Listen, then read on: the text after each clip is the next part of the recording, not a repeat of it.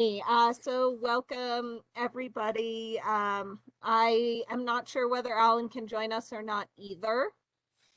I haven't heard from him, so I was assuming that he would be able to come. So maybe he'll join here in a little bit. But I know Liz can't make it, and so I don't believe we're expecting anyone else. I will call the meeting to order at 6:48 p.m. And we can go ahead and just continue on talking about Frozen Dead Guy Days and what they could use as far as support and ideas in just being able to get some sort of zero waste plan in place, if that is what I am understanding. Yeah, so I can jump in, Yeah. Melody, and just kind of quickly introduce that. And we have Sarah Martin here from Frozen Decade Days. So they have a pretty well flushed out zero waste plan, but the company that they were originally going to work with is not available to support on the event days. And so now they're just kind of looking into opportunities or looking at other people who could try to help execute this to secure the contractors needed to provide correct me if I'm wrong, Sarah, with like zero waste receptacles, and we actually have already kind of connected a little bit. And Sarah is I connected Sarah with one of the sustainability coordinator finalists. Really great with special events. That's a little bit of her background, and so she's not who we're recommending. And so I wanted to find another way for her to stay involved. And Sarah's been in contact with her. So Hunter, that's Sarah's star.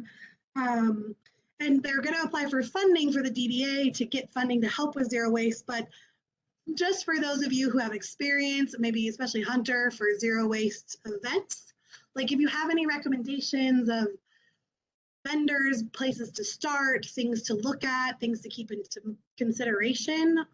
Sarah, am I capturing everything correctly? Anything else to add? Really, here's the big deal about zero waste, so that you guys kind of know a little back history of it, is that Henry, who was our person in 2020, he had it so flushed out and beautiful, and since he committed to come back, and then he started calling these places, and it's a different landscape, as everything is. With that being said, I had nowhere to go. I didn't know where to put it, and so it's amazing. This woman, Sarah Starr, who's awesome, has been doing all these things, and we talked, and this all kind of happened right on top of many other things. So I was giving it my full attention, but we actually don't. I don't know what it costs. I don't know, because Henry got all of this stuff donated and this and that and for free. And I actually spoke with Sarah. I said, I'm going to go into this meeting, and we just don't have. We've never done it, so I don't have any reference. And you actually have been doing these things. Do you have any idea what the budgeting is? What's the overall cost? I don't know. And she said that literally just a few minutes ago, she said, well, I don't know that stuff, but I can get that information. And so, but also, because of all the increases every single where else, um, we have to look for outside funding for a lot of things, not just, well, all of our funding is outside of us because we didn't have any funding when we got shut down. It all paid everybody off. So, but I want to make sure that this is really important. And this is actually something that not only is it important just to be good humans, but I think it's really important to see the flow in Ned and how things can move in and out, and get again really capture some data. And that requires somebody that knows what they're doing. And I think that we've got the right person. I just don't know how to pay for it.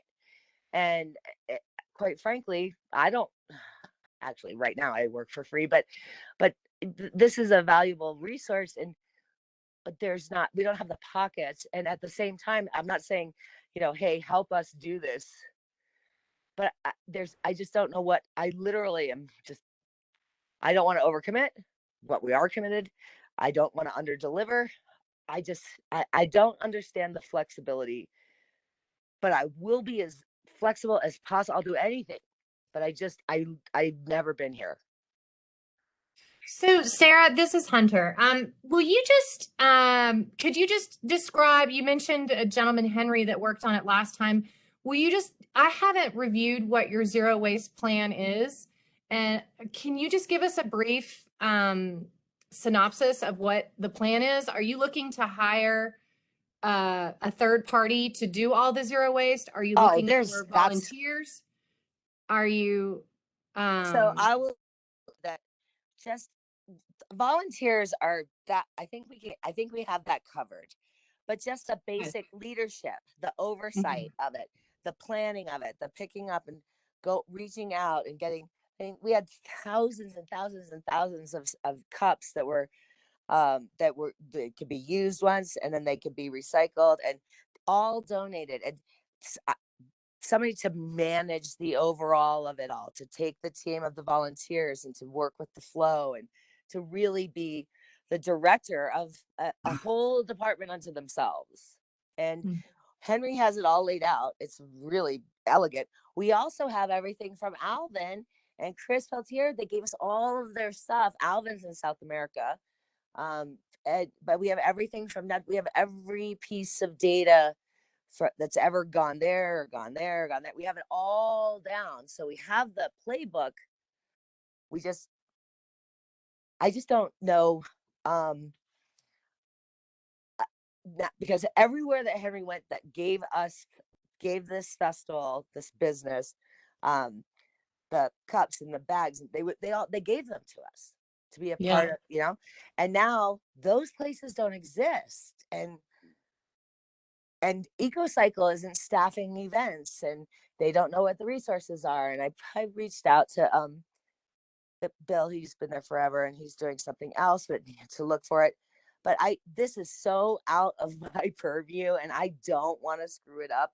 So I know we need help. And in order to need help, I need to be able to hire them. And so I'm going to try and get some NDDA funds, hopefully.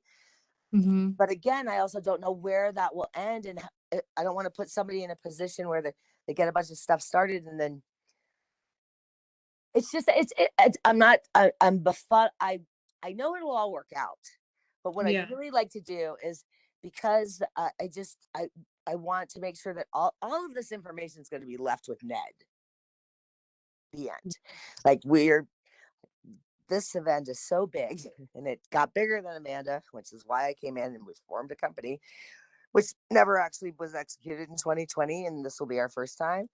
But it's got bigger than the town and there will be something in the history or the future, who knows, that will always be a part of Ned. But this is a lot. It's a lot for Ned. It's way too big. We want to mitigate it, but it's not. It has never had management or structures or procedures in place that could actually monetize where it needed to monetize, make decisions on the spot that did not have consequences that were detrimental to vast areas throughout not just town but people, and there wasn't any structure. So I'm walking into a event which has been around for a long time and there's procedures that aren't procedural that have happened in the past, and now we had procedures ready to go in 2020 and none of those people have been available. And so I want to make sure in 2022 the things that we've been mandated for that we can execute, and I am out of resources with that. And it's not and this, I speak as a representative of this company and I think I'm alone. I'm just saying, I need someone else from the outside that's an expert at doing what they're doing to do this so that they can say, this is what we're doing and this is what we've been mandated to do and this is how it's going to happen and it can't change. I have to have that kind of protection for this company, for this town, and for what we've been mandated to, because I think that has not been the. And so you've reached out to Sarah Starr and you're wanting to hire Sarah Starr, but you just need funding for that? Yes. Okay. And basically what I said was I was going to apply for NDDA funds for $5,000 and just put that over in zero waste. So you have the whole thing. So I think one ask maybe is if SAB is interested, and I realize this is a discussion, but they are going before the DDA for funding, and if SAB felt like you wanted to provide just kind of verbal support, I'm happy to pass that along to them, that you would like to see them be awarded funding to go towards their zero waste so that they can pull off a really solid plan. And that plan is metrics for Nederland, for the downtown. It's actually the most important thing that I want everyone to understand is that when we were coming together, we've had these TRC meetings, biweekly meetings. It's been wonderful. And going into 2020, actually, it was mandated, and I took that on, and I literally paid Henry, who is our director in 2020, out of my own pocket because I was met with resistance on the other side. I said, yeah, I'll get that money back at the end. I paid him here. I put $5,000 in his hand. I said, do it, go, because I needed it to get done personally. And then we got clobbered. So now I thought we were in a really great position, everything in place. And Henry's in New Hampshire, and he got his contracting license, and he's really good at it, and I support him. And so I lost Henry. Alvin's in South America, and Sarah's great. But in that time, all of the places, because Henry had it all, they all went away. And our budget has been, I mean, every single thing we've touched has just blown into something else. And we don't have money coming back from sponsors because they're rolling it over. So it's just one of these things where I want to make it right. That information stays with Nederland.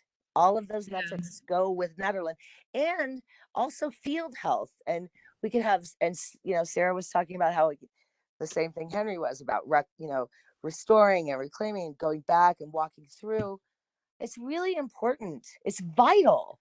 And this event is really big, and too big, in my opinion, but uncontrollable. And so we've got to, in Nederland, we've got to figure out a way this year to have the least impact, have the most information with the best people available, and figure out how to fund it.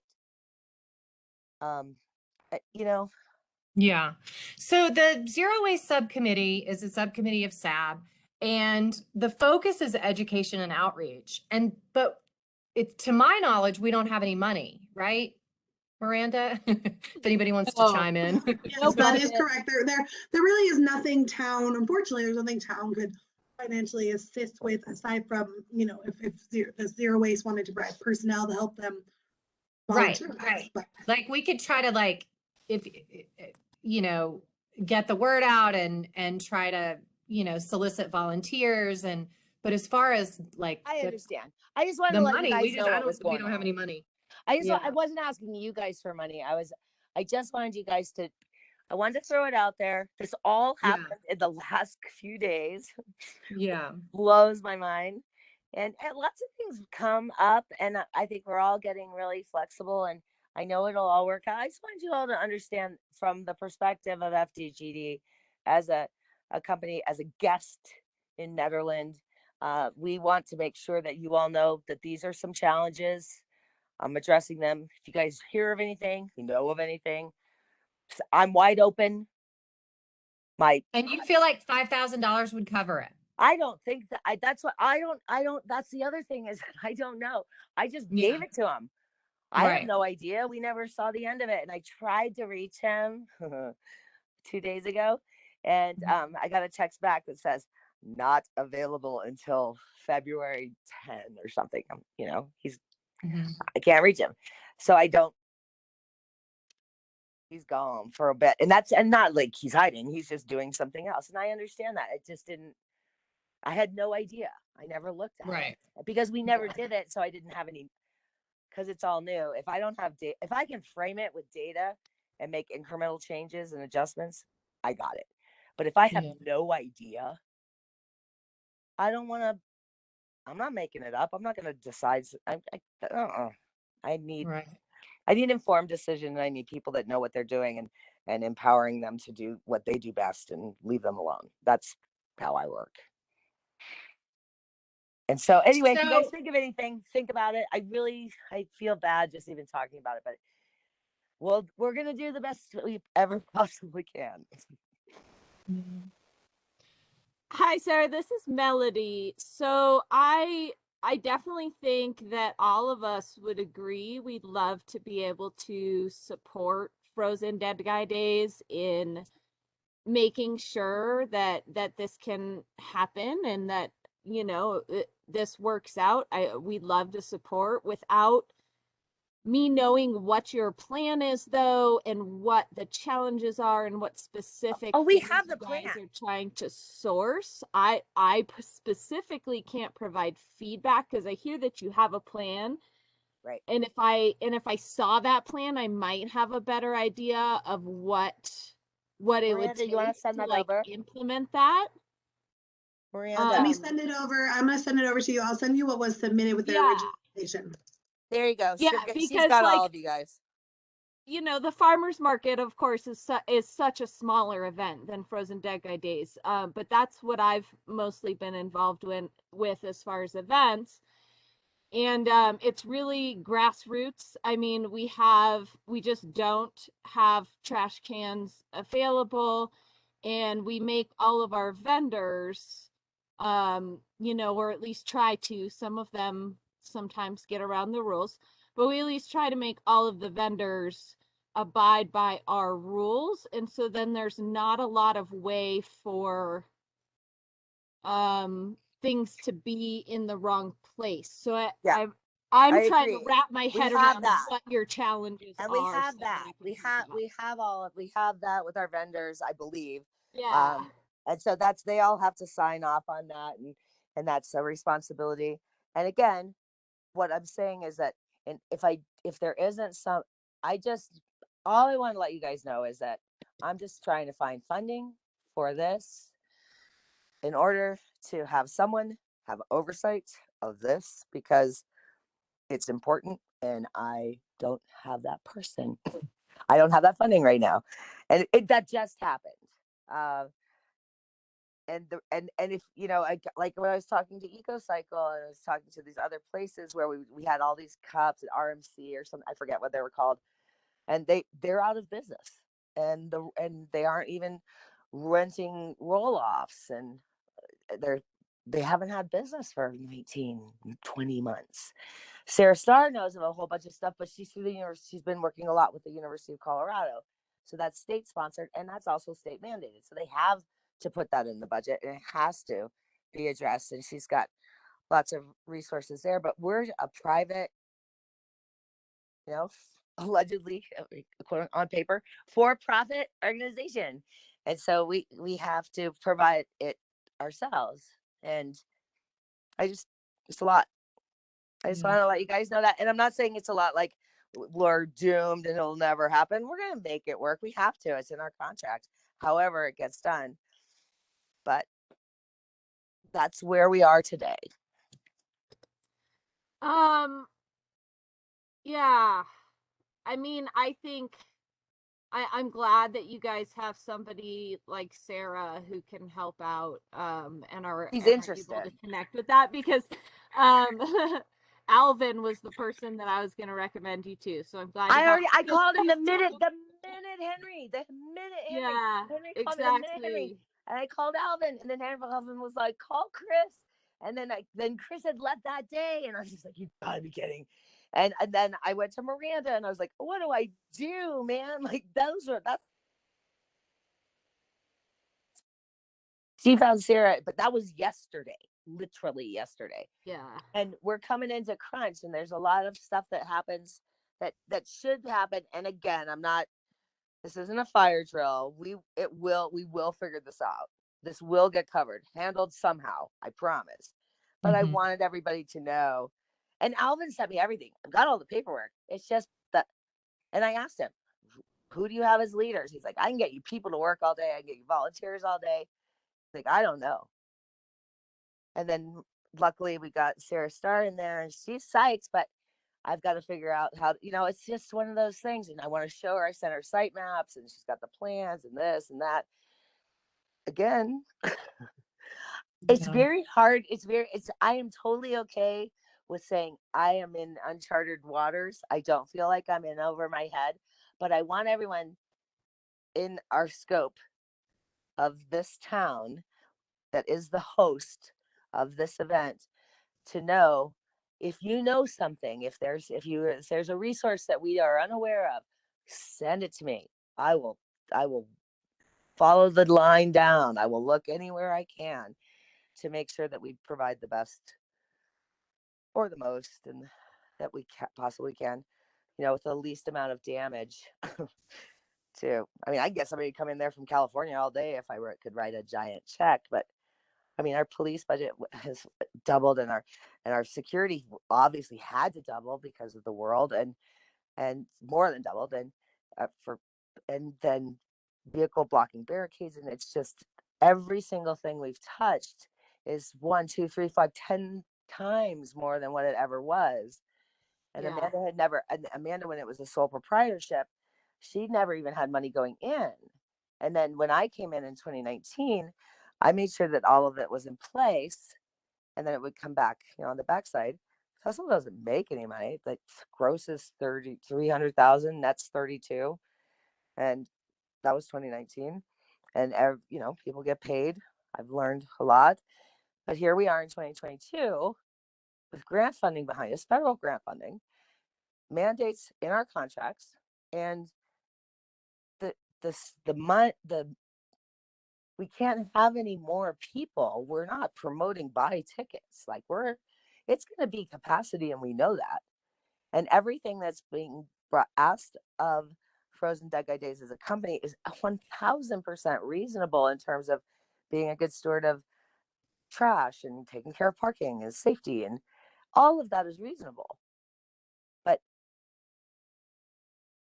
the reality is that if there's anyone or anywhere where there is an unturned rock where we can bring on support, it would be very beneficial. And that's why I came today. And also just to let you guys know kind of the landscape. I mean, we're not going to drop the ball. I promise you, I will not let that happen no matter what, because I just won't. And it won't be just like, oops, sorry. I really will make sure that we do this. It may have to go to single stream instead of compost because we can't have manned people. I don't know, but it will definitely be much more procedural than in years past. So Sarah, have you gone to NDDA about this or submitted the grant yet? Yeah. So I was on the phone with them today. I was on the phone today with Barb, and we're gonna follow up.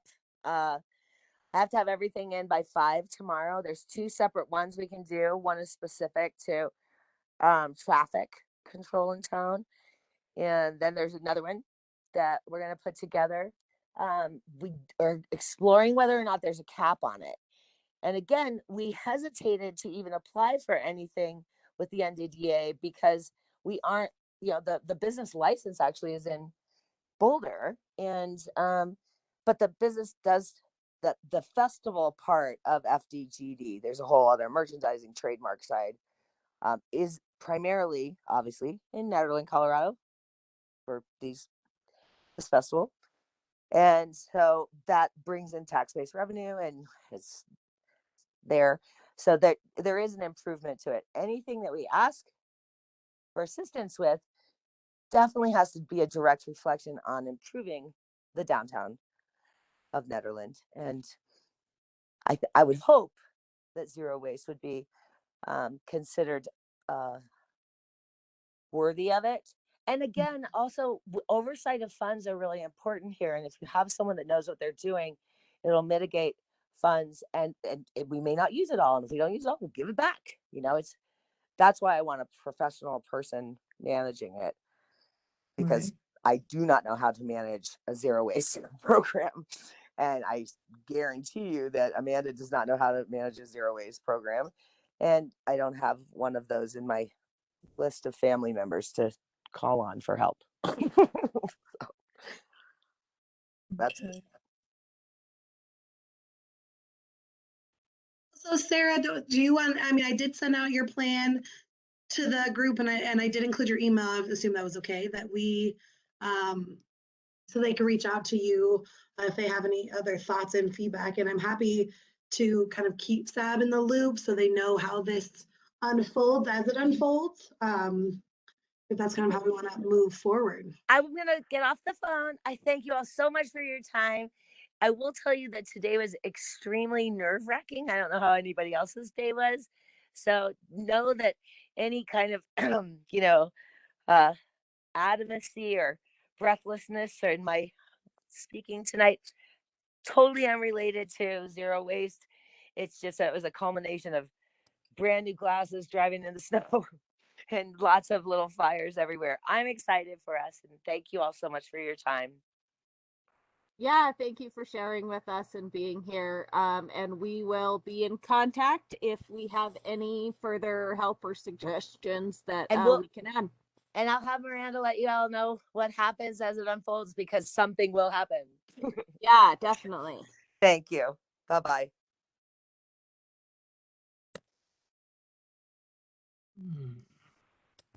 All right.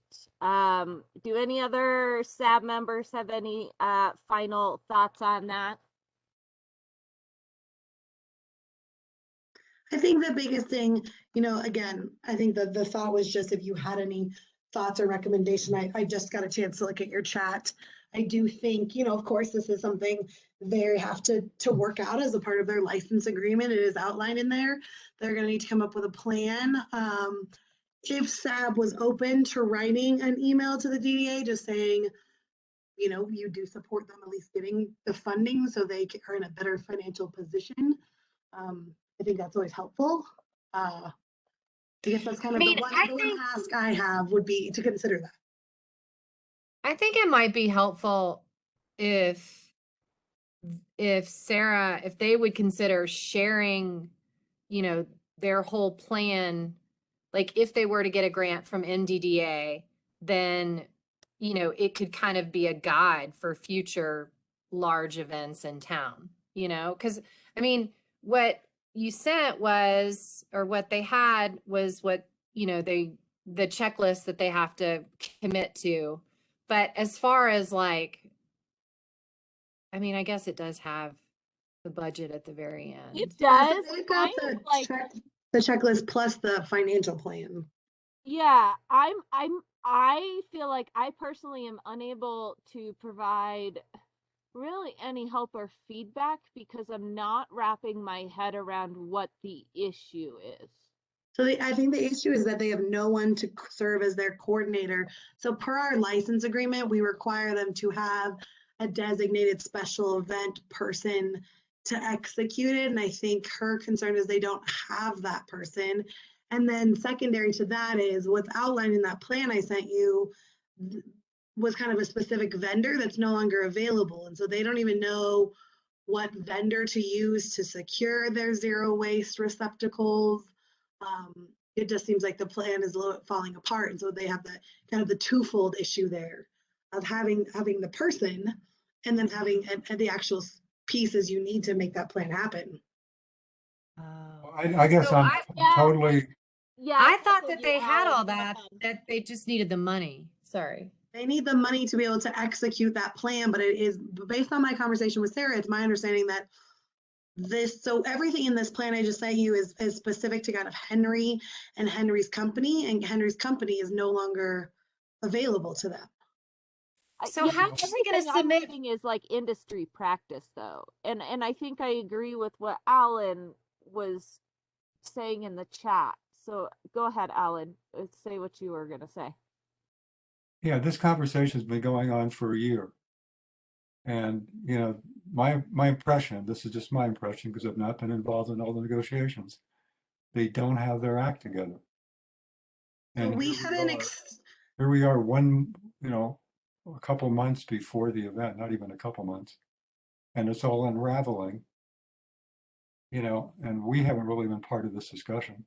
I guess. So we haven't accepted, none of their plans have been accepted, nor has their special event permit been issued. And that won't be issued until they get all of these pieces in a row. You know, the first step was getting that license agreement, but as outlined throughout that license agreement, we won't issue a special event permit until they have all these pieces sorted out. Yeah, and they've They're had a year to definitely do in this. And they crisis haven't done mode. it. They've had a year to do this and they haven't done it. Yeah, definitely. I would say they're very much in crisis mode because I think they're using a lot of their 2020 plans, and I'm not sure all of them are flushing out 2 years later the way that they were hoping. Yeah, Well, and they're there's a saying, your lack of planning doesn't make it my emergency. Well, I guess I will clarify the reason I had maybe recommended that she come was not to ask for you to solve her problems. And I realized maybe the way her presentation unfolded kind of seemed like that. That was just more to see if you had any recommendations.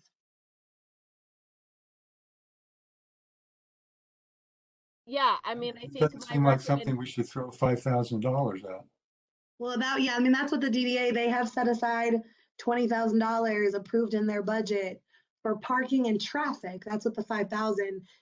For special event funding, the request, they cap the request at 1,000, but the DDA is willing to consider more. So no, there's no guarantee. I mean, the most you could get out of the special event potentially is just the 1,000.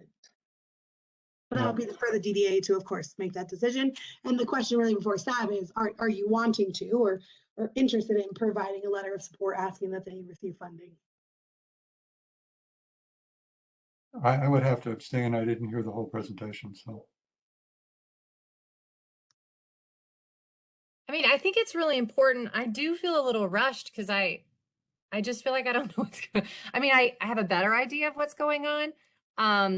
Uh, but just the fact that she's got to write this grant and submit it tomorrow feels a little rushed, but I feel like zero waste is, you know, it's I hate that they're not further along, but I feel like if there's any support that we could offer, I mean, it's for the I mean, the bottom line is whether it affects the town directly. So if we don't give them, or we don't try to support additional funding, I'm not trying to like enable their lack of planning. I just don't want it to negatively affect the town. You know what I mean? yeah, Like, definitely. and it's hard because I mean, our events, like we have employees and so I don't contract out for I mean, we contract with, you know, EcoCycle and A1 Compost, but we don't, so I can't give her suggestions of contractors to use to come in and do the event because I don't use contractors to do our events. And Erica had a good point. She was asking for, you know, if there are businesses that might, you know, that benefit from Frozen Dead Guy Days that might consider sponsoring the zero waste aspect of it. So I don't know if, I mean, but again, I'm with Alan. I feel like this is late in the game and it's kind of. Yeah, they've been talked to about zero waste from day one. Weren't they, Miranda? I mean, this. Yeah, no, I mean, they this has filed been going on for their years. zero waste. This application they filed that included the zero waste was filed on September 24th. So we require the application at least 6 months in advance. So when I read the plan that you sent, it includes a budget, and the budget is 5,600, and I understand what she's saying is all these things are more expensive now. And like everything, at least that I've seen, everything, food, everything has gone up in price. So it makes sense that these things have gone up in price, and that's the cost of doing business. And similar to Hunter, I'm not sure that I know of any other contractors besides the ones she mentioned because, you know, like I was saying at the farmer's market, like it's literally me sorting through trash at the end of the day. So it's not, there's no professional involved. It's whoever is working or whoever is volunteering that is doing this. And so for this huge festival like that, I don't think there are going to be local contractors. There's going to be some in the Boulder, Denver metro area, maybe. But I don't have a lot of feedback or support. And I agree that this, it could have been done 3 months ago. And even if all their reasons are totally valid, let's just say that all of their reasons for being this late in the game are totally valid. They thought they had somebody and then it turns out they didn't because that person is no longer available. Like, you just go hire somebody new and you pay what you need to pay. And ultimately, what is the cost of putting on this festival? What is the total cost of putting on this festival? And let's say zero waste costs $10,000. What percentage is that compared to the relative total cost? And they have the plan, they have the materials that they need, they have the understanding of it, even breaks down on their supervisor, staff time, volunteers. They have it. You just pay the money and hire somebody. And so, the farmers market did get $1,000 from the DDA for the zero waste grant too. So I think I do support that. I do support them applying to the DDA funding to help with that. I just was very confused by the whole thing because I feel like they do have everything in place to get it done. So that's my 2 cents. I'll stop now.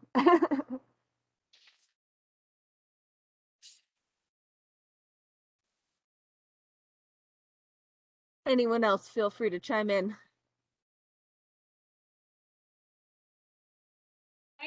This is Erica. I would agree. It feels rushed. We have talked about zero waste for President Dead Guy Days for a long time. And there's been lots of conversations about how to support them. And I do think that would be a very valuable investment as far as recommending to the NDDA. I like your idea, Hunter, of can we build a roadmap with that fund, with that grant money, and then share that with other large events. I think that could be a bigger picture investment, and have a requirement piece attached to it. Because I do have concerns. It feels like this event is often last minute. And I also just want to emphasize, like, the pandemic's been really rough, right? So this event hasn't happened for a few years. And so maybe there was a delay just because they didn't know if it was going to happen this year, and putting in investment of time and money. And I can totally empathize with that. So I don't know what the solution is. I'd like to support Sarah and Amanda, but I feel like I need more information. I guess if the question is, do we endorse the importance of zero waste for Dead Guy Days? The answer is yes. Yeah, I And, agree. who should, Ron Mitchell has told me more than once that the town businesses need Dead Guy Days because they get a lot of money that carries them for the rest of the year. So I think Erica's idea that, should the businesses help out with it is also appropriate. But there's no magic place to get it in the town budget. And all the costs have gone up. I think it's become a case where everybody has assessed what the costs are and come up with a firmer idea of what this festival costs. And it's a lot more than people thought. Alan, one thing to add to that, and Miranda and Peter, correct me if this is wrong, but what I've gathered over the years is that this event is a lot of work for the town and for town staff. So I wonder if supporting the NDDA grant money also helps the town as far as like, let's help support a structure, let's help support a more detailed zero waste plan and action. And then hopefully that'll take some of the effort and required time from the staff from the town to actually have to like clean up after the event. Yeah, for sure. I mean, of course, the more organized they are up front, the better they can execute their plans, the less on us. Yes, I do think, I definitely get all the arguments, of course, like their last minute requests, I got all that lack of planning, I'm pretty disappointed to see this too, following the execution of the license agreement, because it's actually not the only thing that's fallen through. There's a few other things that we're having to deal with as well. So the more help they can get, the better. But I do also recognize kind of what Hunter's saying is like, enabling that. But because the DDA has set aside funding for special grants, I would argue they should get it. Now, the amount they get would be the DDA's decision.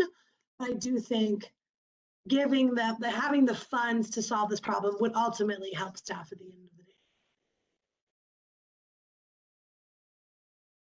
So can SAB do a letter of support for them to include with their grant and not attach any type of amount and just say that we support zero waste? Yeah, and I don't even know if you have to send it to them, like that when they go into because you don't even feel like you have to rush and put it together last minute. They'll have their meeting on February 9th. So if you wanted more time to think about this, you could, and then just going into that meeting, if you wanted to offer that support, it would be helpful for me to have the letter to show the board. Again, you could like create a point person here, and the point person could continue to gather feedback, and you could make that decision, kind of on your own outside the meeting. I don't know too if it's like helpful for me to maybe like, again, I would need to be one point person, but reconnect with someone to say like, hey, here's where they are, over the next 2 weeks. Here's what momentum they've gained, and see if that provides a little bit more comfort in SAB doing that formal support, letter of support.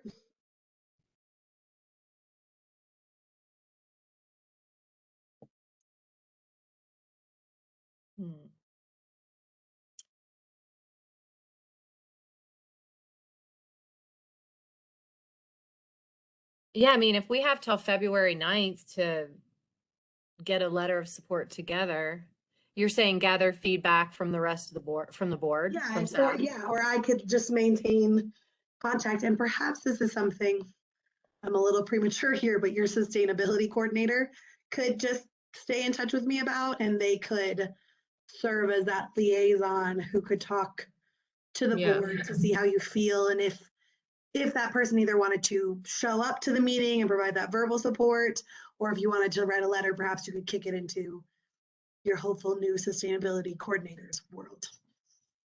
Yeah. I like that idea. My feeling is I'm sensing hesitation, so I would say don't make that decision now, and maybe let me continue to push information your way, because I do feel like if you feel that this plan is chaotic and disorganized, are we just throwing money to chaos? And that does not help staff at all. And so I do think maybe, if I'm hearing you correctly, seeing Frozen Decade Days really fine tune this a little bit more, and then know what their plan is and know what their exact need is. It's at that time that you maybe feel more comfortable providing that support. Yeah, I guess I would feel more comfortable providing that support if Sarah Starr was the one presenting to me and giving me the information and saying she needed the funding. Like, okay, that, because that's somebody that I could talk with and understand, and they know what's going on and they can budget it, and like they have the whole plan. So I have a little bit of, it's just, yeah.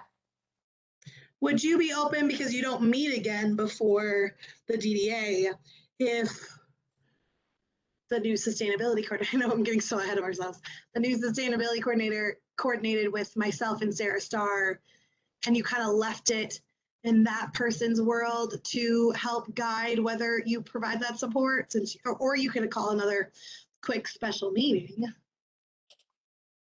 I think that makes the most sense to me, is leave it in their field of expertise, because they're the ones that know what they're talking about. Okay. I don't know how other SAB members feel, but I like that agree. plan. I completely agree. Because they're focused on it. They own that zone. They can be deliberate in their explanation. They have their budget. They know where they've sourced everything, and they can kind of come back and give us just a comprehensive explanation of what the plan is, what their needs are, what they're asking us for, what they're asking, the amount they're asking the NDDA for. And I think I would feel better here. I agree completely with Melody.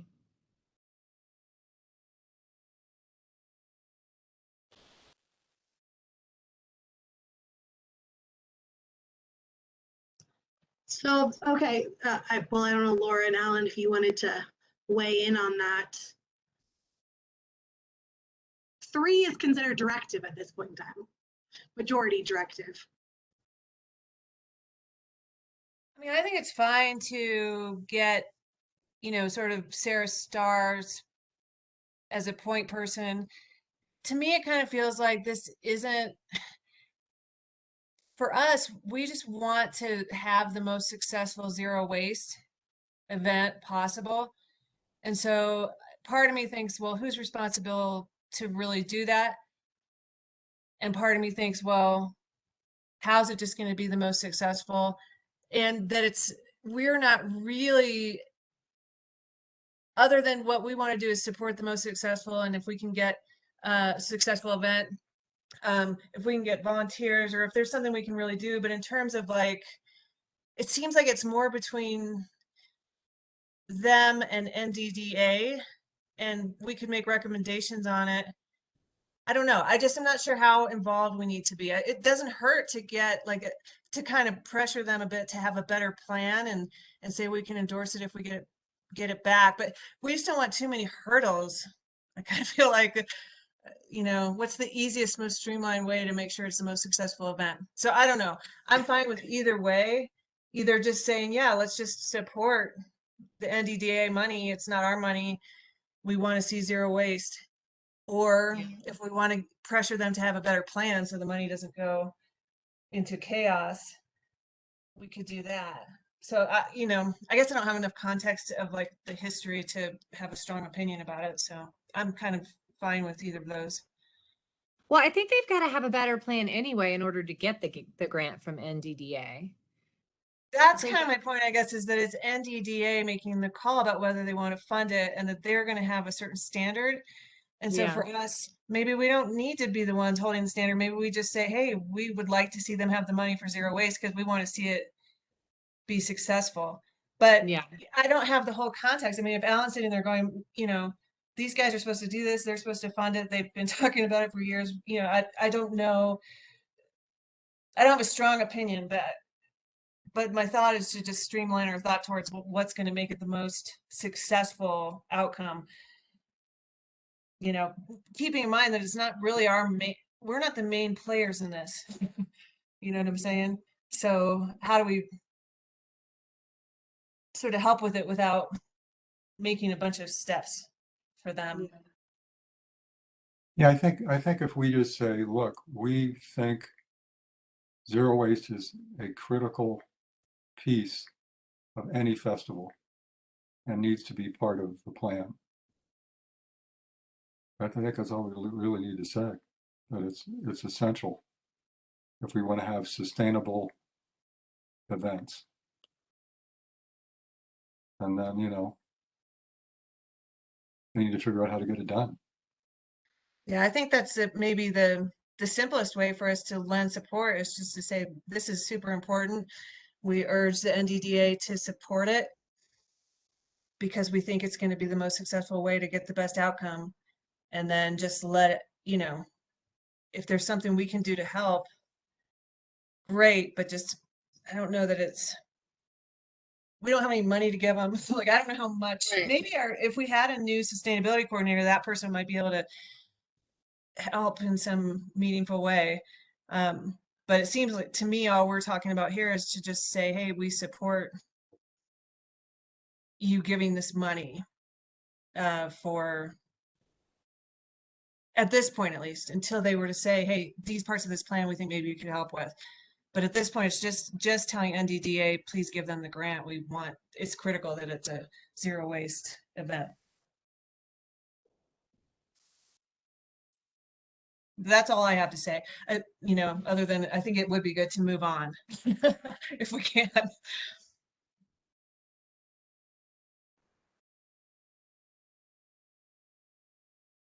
You want me to do the next one then? Because I feel like we're kind of tabling this and more to come. It's kind of, I feel like the wrap up of that. Perfect. Cool. Yeah, so the next thing on the agenda is filling vacancies. Go ahead, Maria. Yeah, so we have 2 vacancies, no applications.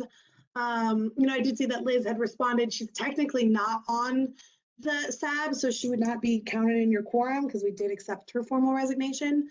I did provide, I asked her to confirm she was resigning and she did. So she would just be a community member. We really need to, and I'm not sure, aside Peter using like Sustainable Sundays as an opportunity to promote that we're missing, we need 2 members, getting the word out because I'm concerned, especially with the recommendation tonight regarding sustainability coordinator. You continue, we're just in a place where we are too short and you will always run a quorum issue. If someone had another engagement, I just don't want to see you be there. I feel like for a long time we were a group of 7 and allowed people to freely come and go if they had other commitments. So I'm just not sure if you have recommendations. We are on the recommendation train, but love to know your thoughts on how we could push this out more to get you people. Has there been anything in the Mountaineer? We do, so I will put something in the Mountaineer. We do usually publish the vacancies.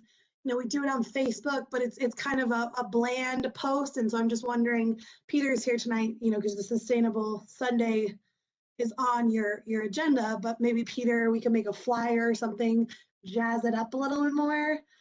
Obviously, under the bylaw conversation, though, we really do need to nail in that residency requirement. That will help tremendously in knowing who we can grab. But Peter, I don't know if you have thoughts. Yeah, I was just about to suggest doing a bit more of an appealing campaign instead of just being like, hey, there's a board vacancy. Just kind of highlight some of the things that SAB has done in the past, like the zero waste initiatives or the farmers market and stuff, and just try to get people more excited about it. And I think, because especially with like new residents, when they come into town, they just see, hey, there's a board opening. They don't really like understand anything about it. So I think a big part of that would be making it making people aware of what SAB is and why it's an important thing to be a part of.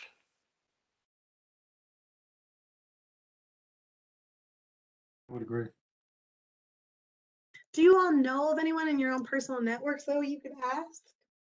Well, I was just thinking we could talk about it at our zero waste subcommittee meeting. We have good volunteers there. That'd be great. But yeah, I was just thinking if there's anybody, if we could think about who we work with that, would be that we could ask in our own circles. I've been trying to do some recruiting and haven't had any luck so far. Alan, are you staying on, though, post your time on the Board of Trustees? Because that helps, because losing you would also be another big detriment. It's looking more like I'm staying on till the end of my term. Will you stay on past your term? Pardon me? Would you stay on SAB past your term by chance? Yeah, I would consider that. Okay, because obviously, bless, yes, please, because I think even losing you creates a situation, Melanie, I worry that now quorum is your full board. I could commit to applying to SAB after I'm off the town board. That would be great. Yay. Yeah, unfortunately, most of the people I know in the sustainability world have already served on SAB, and if they wanted to come back, they would have already. So Okay. I am out.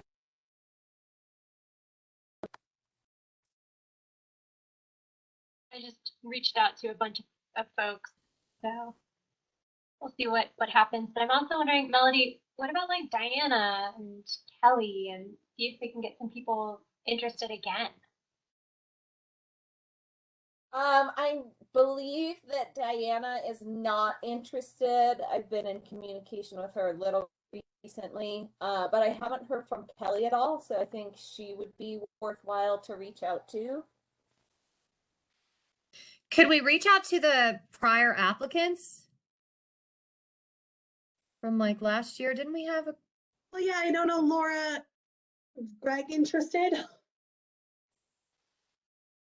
You know, I'd have to talk to him. He's not here. He's been traveling, and so I'd have to just talk to him and see what his schedule's like, and you know whether he still wants to try to do that. But I will also kind of think through who else we might be able to invite. It sounds like we'd only need, if we have a new BOT member, then we would only need one more person. So Correct. currently you're down 2, and I guess. But if Alan stays on and then we get a new BOT person, then we only need one, right? As of right now, yes. But we wouldn't want to, well, we wouldn't want to get 2 and then have. Well, you can have that alternate because hopefully in your bylaws. Oh, yeah, the Almost alternate. I mean, I would still aim for 2 because the alternate would be big to have full board plus an alternate. Yeah. Greg's spent his biggest interest is in being the alternate, I think. Okay, that's good to know. Yeah. So, hey, I feel like that's a great addition though to have the alternate.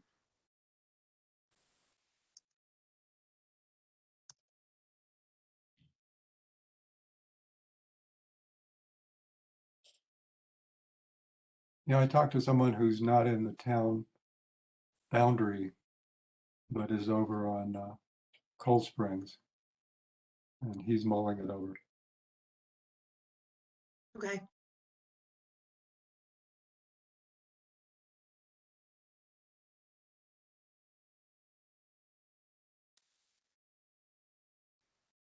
I'm not sure if he's here full time though, because I think he has a place in Fort Collins too.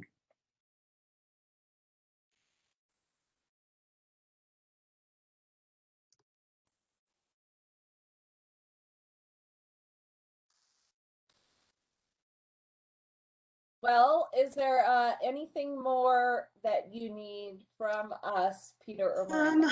No, I just think Peter, let's link to the application in that flyer or do a QR code or something to it so people can fill it out. And no, we'll just do our best. But I would say time is of the essence so we don't end up in a quorum crisis.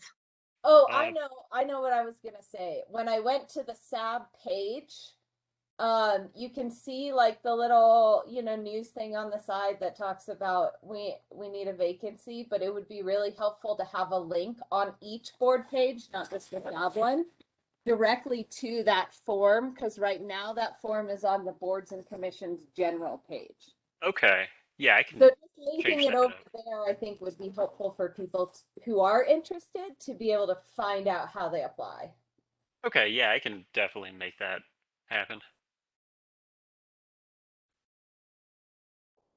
Okay, the next thing on the agenda is joining the UN Mountain Partnership.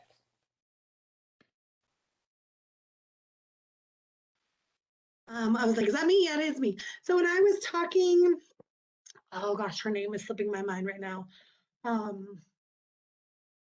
What is the name of your, the person analyzing your data? Shannon Heffler? Yes. No, well, not Shannon. Whoever was working with Shannon, which I realize is not. Julie. Julie. We had talked about that, they're obviously tied in with the UN Mountain Partnership. That's kind of the liaison with their Aspen Mountain collaboration or whatever their title is. And that they really would, there's an international partnership for sustainable development in mountain regions, and it's free to join. Would be huge if Nederland kind of made a commitment along with other countries and other regions that we wanted to kind of identify ourselves with this organization. There's no cost to us. We literally just have to go on and apply. And I'm happy to work with new sustainable coordinator to do that. It's a super easy online application and a quick acceptance, but just wanted kind of confirmation from SAB that you would be comfortable moving forward with that. I think really the only benefit is just that we're making that commitment that as a mountain community, we're really striving towards protecting our environment, ensuring the well-being of our community, and that we're doing so by aligning ourselves with this partnership. Sounds like fast and dirty of it. Yeah, what I saw on the website, I was definitely in approval of it. Cool. I guess if I can just get like kind of a nod of 4, so really kind of hear from everyone and that you want to do that, that would be great. Thumbs up for me. Thumbs up for me too. Me too. Me as well. Well, and Melody, you already said yes, so we'll get that going. And then I'd love just maybe, Alan, if you wanted to highlight in your staff report in next month that we did this, I think it'd be cool. Or Peter, if we once we get accepted, it would be cool to make obviously a very big deal and push this out on our social media channels that we are now in this partnership. Happy to do that. Cool. Yeah, I totally agree. It's something that we should really be highlighting. Yeah, would it be like consent agenda or what?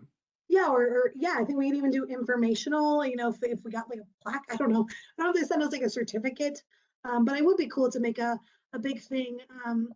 Kind of on that note, Peter, I did send out to SAB about us being on that website. And so maybe we also kind of push that out. That could be a Sustainable Sunday type post.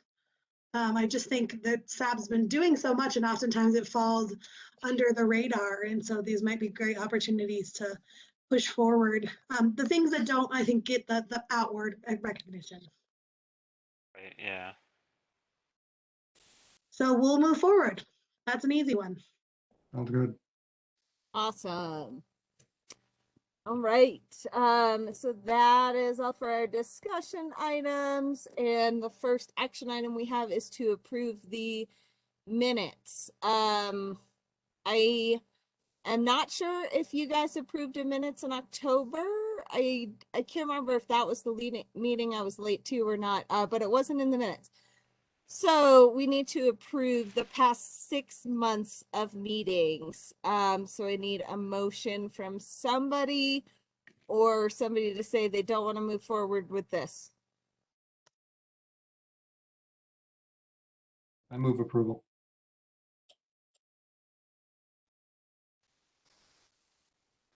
And do we have a second?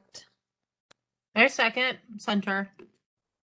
Perfect. So those minutes are approved and I will get my signature on them for you, Miranda. Okay. Cool. Next thing on the agenda is sustainability coordinator. Hunter, you want to take this or you want me to? Why don't we do it together? I'll start and then you can fill in whatever I miss out on. Deal. Okay. Okay. Hunter, before you Yeah. start, I need to recuse myself Okay. the meeting. And so I'm just going to put that in the note here and the timing. And I can step aside and log off if that makes anyone more comfortable, or I can stay on too. So however you all would like me to proceed. I think, Erica, my recommendation would maybe be to stay on. And then if you felt like you needed to discuss this position in privacy, then we'll jump into that executive session and we would then kick Peter and Erica, both of you out if we needed to. And then you could come back. But I would say go ahead and stay on for now. I hope everyone agrees. Erica was an applicant, which is why she would be looking to step out for clarification. I was going to defer to you, Miranda, so that sounds great to me. I think sure you're good to stay, as long as you're comfortable, Erica. Yes, Okay. I'm comfortable. Okay. So I think we had 86 resumes. Does that sound right, Miranda? We 86? ended up actually with 96 when it Oh was my like God. all said and done, because a few came in after the deadline. So 96 resumes. And then we got it down to 7 semifinalists and then 4 finalists. And so do I just say who we Yes, yes. So after very careful review and writing submissions and interviews, and we are formally recommending Erica Thorley as the sustainability coordinator for the town of Nederland. So So I think we're happy to answer questions. If you have questions about the other candidates, maybe I'll just kind of share, our top 2 were from down below. One was from Denver and one was from, I think, like Westminster, Broomfield area. Great candidates. And actually Sarah Starr was one of them who I've hooked up with Frozen Decade Days. And the other one, Izzy Tills, we're hooking up with Wild Bear. So maybe those networks will work out and these could still be really great assets to our community. But felt like Erica's been here. She's been doing the work. She's obviously local, but she's the reason why we have this grant, along with the rest of you. I mean, she's put a ton of work into it. And we just felt, you often can't get better than kind of that internal. Obviously, if you were to appoint Erica tonight, it would mean she could no longer be a SAB member, which is kind of what I was alluding to, is that you could be down then 3. Hence why extra recruitment is definitely needed. But I don't want that to be a deterrent by any means. I think Erica would be truly capable, and I know we have a great working relationship. So in terms of connecting with town and keeping projects rolling, feel really great about her stepping into that role. So the question before you tonight is kind of, do you have questions about the process, the other candidates, Erica in this role? And if not, are you ready to make a motion to approve Erica as your sustainability coordinator for the 2022-2023 grant cycle? Another point of clarification, we did have additional funding left over from 2021-2022, so we'd love to contract with Erica effective 2/1, which would allow her to work 2 months under that old grant and get paid out the remainder of that old grant, and then start 4/1 under the new grant. So I know that was a lot. And if you want to talk in private, we can then break into an executive session, and I will send you the language, Melody, if we have to do that.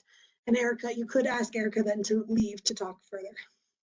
Well, I move enthusiastic approval of Erica for the position. For all the reasons you stated, she's done a fantastic job. She knows the town. She's been instrumental, and I have very great respect and high expectations that she's never not fulfilled. Can I second that? Yeah, you could second that, and you could still, for Melody and Laura, you could still have a discussion if you, even after it's seconded. So I just want to add that some of the things that we were talking to all the candidates about is we were asking about if they have any former municipal experience, any board experience, asking them who the stakeholders would be in this position, asking them their perspective as a volunteer, how they manage volunteers, how they felt being managed as a volunteer, grant writing experience, their familiarity with Nederland. Do they live here? Do they recreate here? Do they have public speaking experience? We asked for writing samples. Miranda did an amazing job pre-screening everybody. And I mean, just the volume of work involved in filling this position. And Miranda, you're a rock star, keeping everybody in line. But it just felt like nobody had everything except for Erica. She checked every box. I mean, 5 years working with the town staff on this grant. I mean, 2 years as the SAB chair, 1 year as the secretary. I mean, it just seemed like a no-brainer to me. And we did have good candidates, but no other candidate fulfilled every requirement that we had. And this is, I mean, we had a pretty high standard for this position. And I think that also Erica's experience working with Garrett really just makes it kind of a seamless transition, not even kind of, but a seamless transition. And I'm just really excited to vote for Erica. So yes, I second it. Awesome. So before we take a vote, I want to make sure that anybody else on the board wants to say what they want to say. I will just third that motion and say that I really believe the local perspective and having somebody who has experience in the boots on the ground in Netherlands is really valuable to us, and I'm really happy that the hiring committee saw the same thing and really, vetted these applicants well, too, as well, that these people do have the qualifications, they know what they're doing, they have experience with writing grants and public speaking and working with different groups and different stakeholders and identifying stakeholders and so I just third that motion. I agree with everything that Alan and Hunter said, and I'm super happy to have Erica on board as our sustainability coordinator. So, Laura, do you have anything else to add?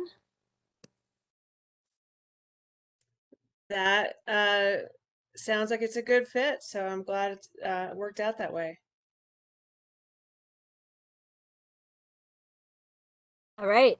So I'll just go down the vote here. It seems like we're all in agreement, but we vote that we agree with the hiring committee on hiring Erica Thorley as a sustainability coordinator. I vote yes. Melody, Hunter, Yes. Alan, Yes. Laura, Yes. and I believe that's it, right? That's it. Okay. Uh, Perfect. Yay. So Erica's Welcome super. aboard, Erica. No, Yay. So I would say though, I'm sorry, I hate to do this, but effective really kind of immediately, Erica should not vote on any additional items because she's now going to be moving. Well, actually, let me take that back. Erica will have an executed contract 2-1. Erica, what I was going to say is I'm working with finance to just work out a couple things. So I probably won't have that to you till tomorrow. So effective 2-1, Erica should no longer be a voting member. Now, Erica, if you want to make that effective tonight and step aside tonight, you could also make that choice too, whatever you feel is best for tonight's action items, if we have more. How many more do we have? Bylaws and climate emergency resolution. Okay, I would say since Erica was involved in that climate emergency resolution, let's go ahead and Erica, you could vote on action items tonight, but then this will be the last of your voting SAB member action items. Miranda, I think I would feel more comfortable just to recuse myself at this point of all voting moving forward, just to make it clean. Also totally fine with that. Okay. Thank you so much, everyone. I'm really excited to take on this role and to continue with working with all of you. So thank you. Yeah, now you're really stuck with us. Right? I know I did tell Leah today, I was like, I'm not official yet, but and she's so excited. So, Yay, good. Well, so the next discussion or action item that we have is to talk about the bylaws, continuing discussion that we've had, and there are some sticking points, and we now have 3 voting members, which I guess I'll just start off with my first kind of point about the bylaws is to where we talk about quorum and define quorum, to make it a majority of the currently seated board, so that when we only have 3 members of SAB like we do tonight, that quorum is 2 of us and not 4 people, which means we can't have a board. So that's kind of the first thing I guess I want to address in the bylaws. I don't know if anybody else has any thoughts on that, agrees with that, disagrees with that. Go ahead and chime in. Makes a lot of sense. I like that approach. I do too. I agree. Hunter.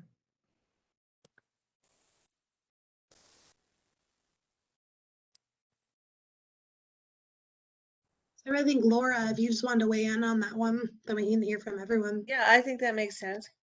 Well,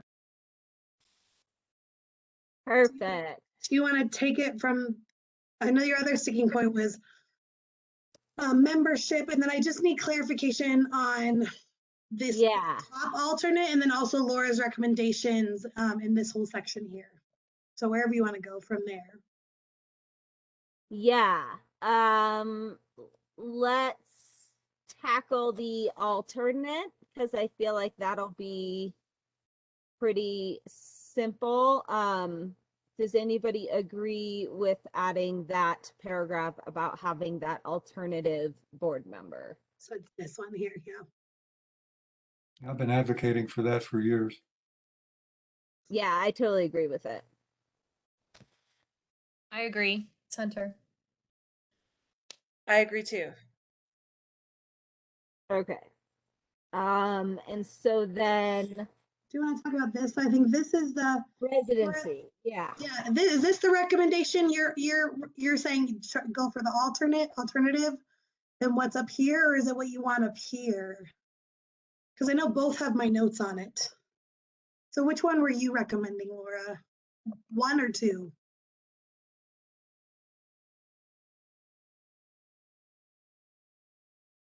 And they kind of say the same thing. I was recommending 1. This top that says at least 3 members shall be residents of town and at most 3 members shall reside. You want this one? That's the one. Yep.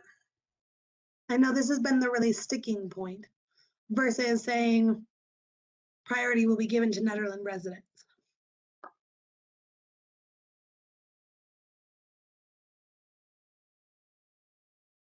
I'm hoping we can, hard thing here is there's 4 of you, so I hope we don't have a split vote, but I do think you just need, you're at a point now where it's, I feel like vote. Yeah, just to I vote. agree. Either one, like I'll put a number, I can't edit this, but this is 1, alternative is 2, and you just vote, Melody, at this point. Otherwise, I think we'll talk about it. Yeah, I don't have the language in front of me, but I would suggest that the boundary be the same that we have for the library district. And that in addition to that, we could have people of regional concern, like Hunter, for example. So that maybe, Alan, you're feeling like this one. So the alternative is SAB shall consist of 7 members. 1 member shall be a member of the Board of Trustees appointed by the mayor with approval of the Board of Trustees. Priority will be given to Nederland residents and or members with sustainability experience we need to add for the other 6 members. Is that what you're leaning more towards? That sounds reasonable, but I don't think we should limit it to people just within the town boundaries. Okay, so it sounds like you're leaning more towards alternative 2, because alternative 2 does not limit to town boundaries. Yeah, I mean, at least the library district. Can I just clarify that neither of them limit to just people from within the town? Oh, they don't. One of them Okay. says that we should have a majority from within the town, and the other one says that we only need just the BOT member at a minimum would be within the town, and that any other combination of folks from either within the town or the greater community could be members. That sounds great. I like that.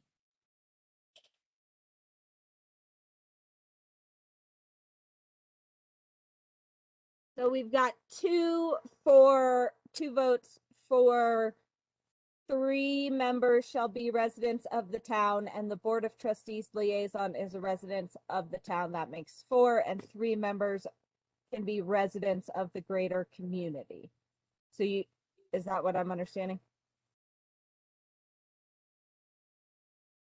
It seems to me that maybe, Alan, if you don't have it in front of you, maybe we should read both options so it's a little more clear. But that's pretty clear to me. That sounds good. Okay. Okay. Is Hunter? it 7 plus an alternate or 7? Yeah, it has to be 7 plus an alternate, right? Yes, correct. So it's a total of 8. Yes. Okay. Sounds good. So Hunter, what would you vote for? I'm not trying to make this difficult, I promise. I I would like to vote for the alternative 2, where priority is given to Nederland residents and or members with sustainability experience. And the mayor, with the approval of the Board of Trustees, will appoint members to SAB. So SAB shall consist of 7 members. 1 member shall be a member of the Board of Trustees appointed by the mayor with the approval of Board of Trustees. Priority will be given to Nederland residents and or members with sustainability experience. The mayor, with the approval of the Board of Trustees, will appoint members to SAB. And I suppose I am the last vote on that, which means I get the decision of whether to tie the vote or have us vote on bylaws. I unfortunately and have no apologies for vote for the alternative language, number 2. So I think that brings us to a tie. Well, yeah, and Erica can't break your tie, so. Correct. Yeah.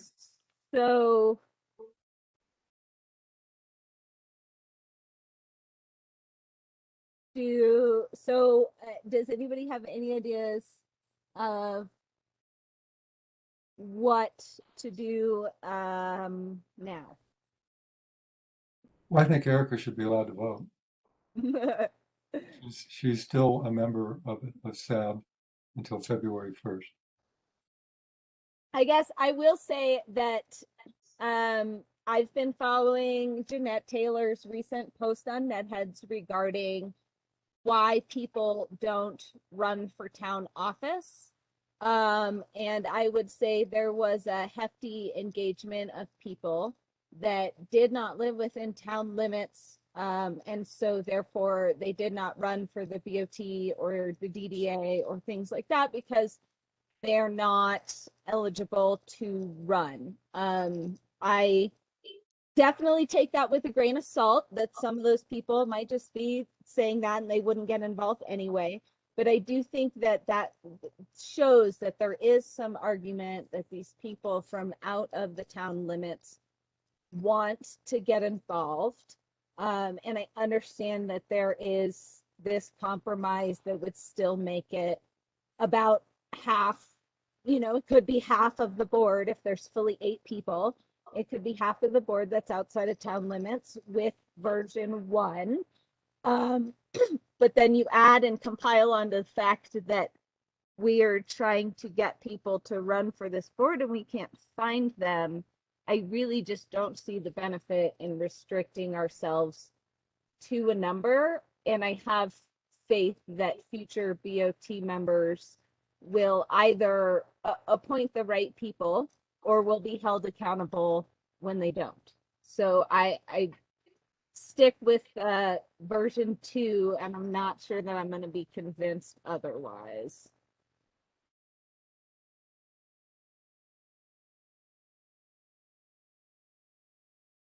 That sounds logical to me. I think if Alan, because Hunter, you liked version 2, if Alan, you felt and Laura, you can maintain whatever position you want to maintain, of course. But if Alan agrees, then that's what we would push before the board. You all know I've always been offering that cautionary tale of not sure how the board would feel, so we'll find out. But I do think if there's 3 people in agreement, I say put it before the board and see what happens. I think that's a good idea. The only thing I'll add is just that priority will be given to Netherlands residents and or members with sustainability experience for the other 6 members. So there's that clarification. Yeah. Okay. Cool. So I think if I go up, then, we've got 2 alternative recommendations for the mission. I don't know if there's thoughts about that.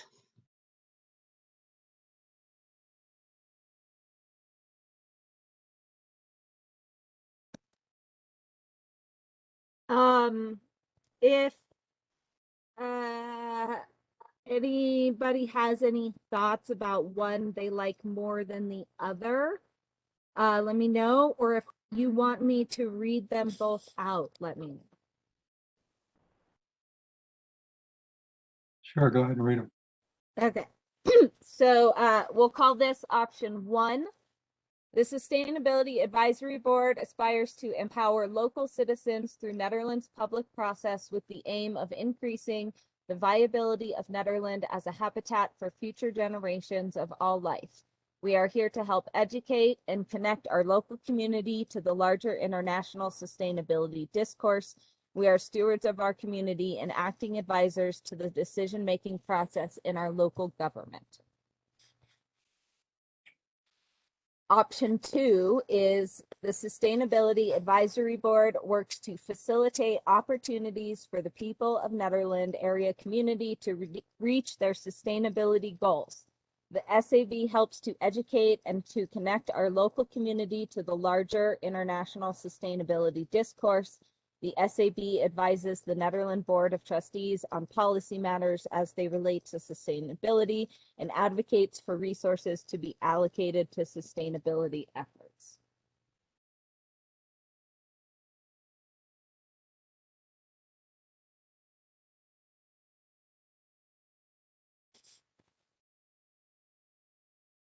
I like the second paragraph.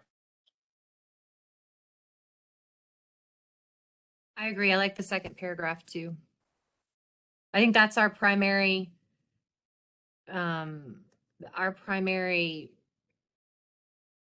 job is to help the community reach the sustainability goals that have been determined. I mean, that's what we work towards every day, I feel like. And then educating and connecting the local community to the larger international sustainability discourse and advising the board of trustees on policy matters as they relate to sustainability. I just feel like it's cleaner and it's more on point to what our goals are and what our task at hand is. And advocating for resources, we were just talking about advocating for resources for zero waste. So, I mean, I like option 2. I like option 2 also. Okay, great. So we got option 2. And I think your only other is there an agreement? It'll be a lot to read, but you're welcome if you wanted to. Is there agreement with the additions both you all added plus Laura added in regards to the responsibilities? Yeah, I think the only thing that I noted was somewhere in there, it talks about shall review things with the sustainability checklist or something. But it should be titled properly. Yeah, right there where it says sustainability checklist in blue. It should be what's it called? The Scorecard? Netherlands Sustainability Scorecard. I could not remember that name. Thank you. Sorry for that. Yeah, Please, yeah. one more time, the whole name, Melody, so I write it down. Netherlands Sustainability Scorecard. Okay, perfect.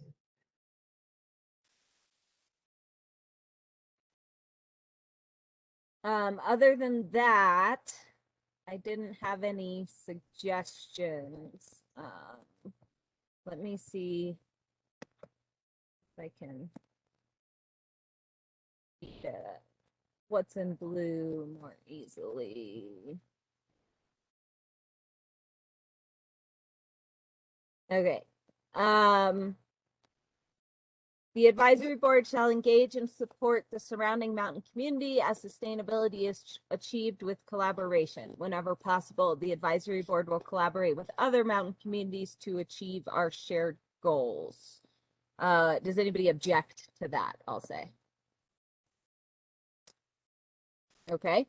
The advisory board shall collaborate with other town boards, nonprofits, and businesses to facilitate the furtherances of the town's sustainability goals. The advisory board shall publicize opportunities for the public to engage in programs that further the town's sustainability goals.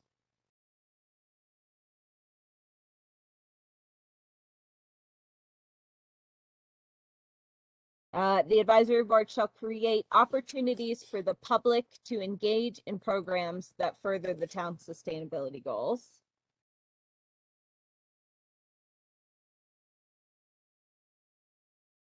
The advisory board shall work to connect our mountain community with county, state, and national resources to find opportunities for partnership and to maximize the town's ability to garner outside resources earmarked for sustainability. And the advisory board shall advocate on behalf of Nederland and the mountain community regarding state and federal sustainability related legislation by contacting legislators and passing declarations.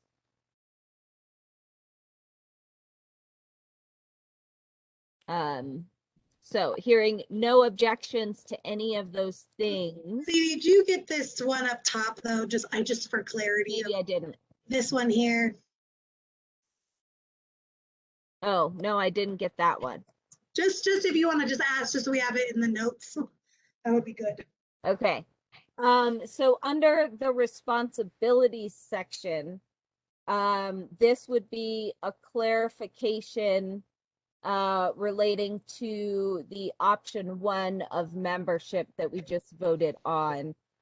Because I think if we voted on the other option, this one wouldn't make sense. So membership in the advisory board does not require residence within the town limits. In the interest of transparency, members shall provide residency information when advising the Board of Trustees on sustainability issues related to the town. And I like it, and I agree with it. Does anyone else have any other thoughts on that one? So basically, since we're allowing people on the board that don't necessarily have a Nederland residence, that SAB members, when they sign up to be on the board, agree that when they're advising the Board of Trustees to do some project, they will transparently state, I am not a resident of Nederland, but I live outside of Nederland and I'm on the SAB, and this is what we're presenting to you.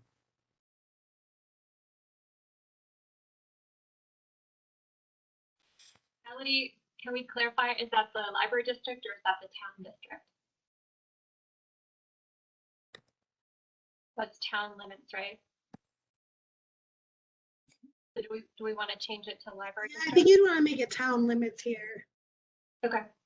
The reason being, as far as I'm concerned, I wrote that, is that when we're advising the BOT really, to my understanding, unless Alan, you have a different way of looking at it, it really, the things that are passed by the BOT for the most part only apply to the people in the town.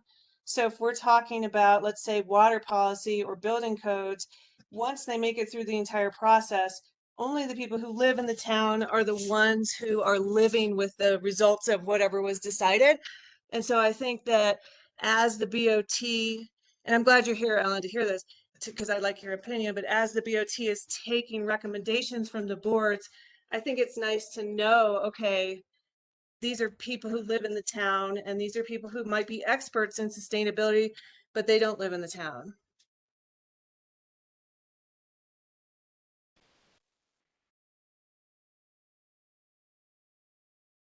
Is that a I question? totally agree with it. Go ahead. Yeah, I like that concept. I think that both the SAB and the town board discuss things that go beyond the town boundaries. And, we try to act regionally as well as locally. So that's why I like the idea of having the scope for the people that can be on it a little broader.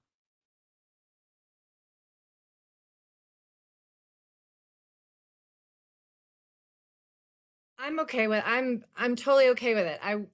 I just wanted to make the point that if I were making a presentation to the board as a SAB member, it's typically representing a decision that's been made or an agreement that SAB has made of a position that SAB wants to present to the board.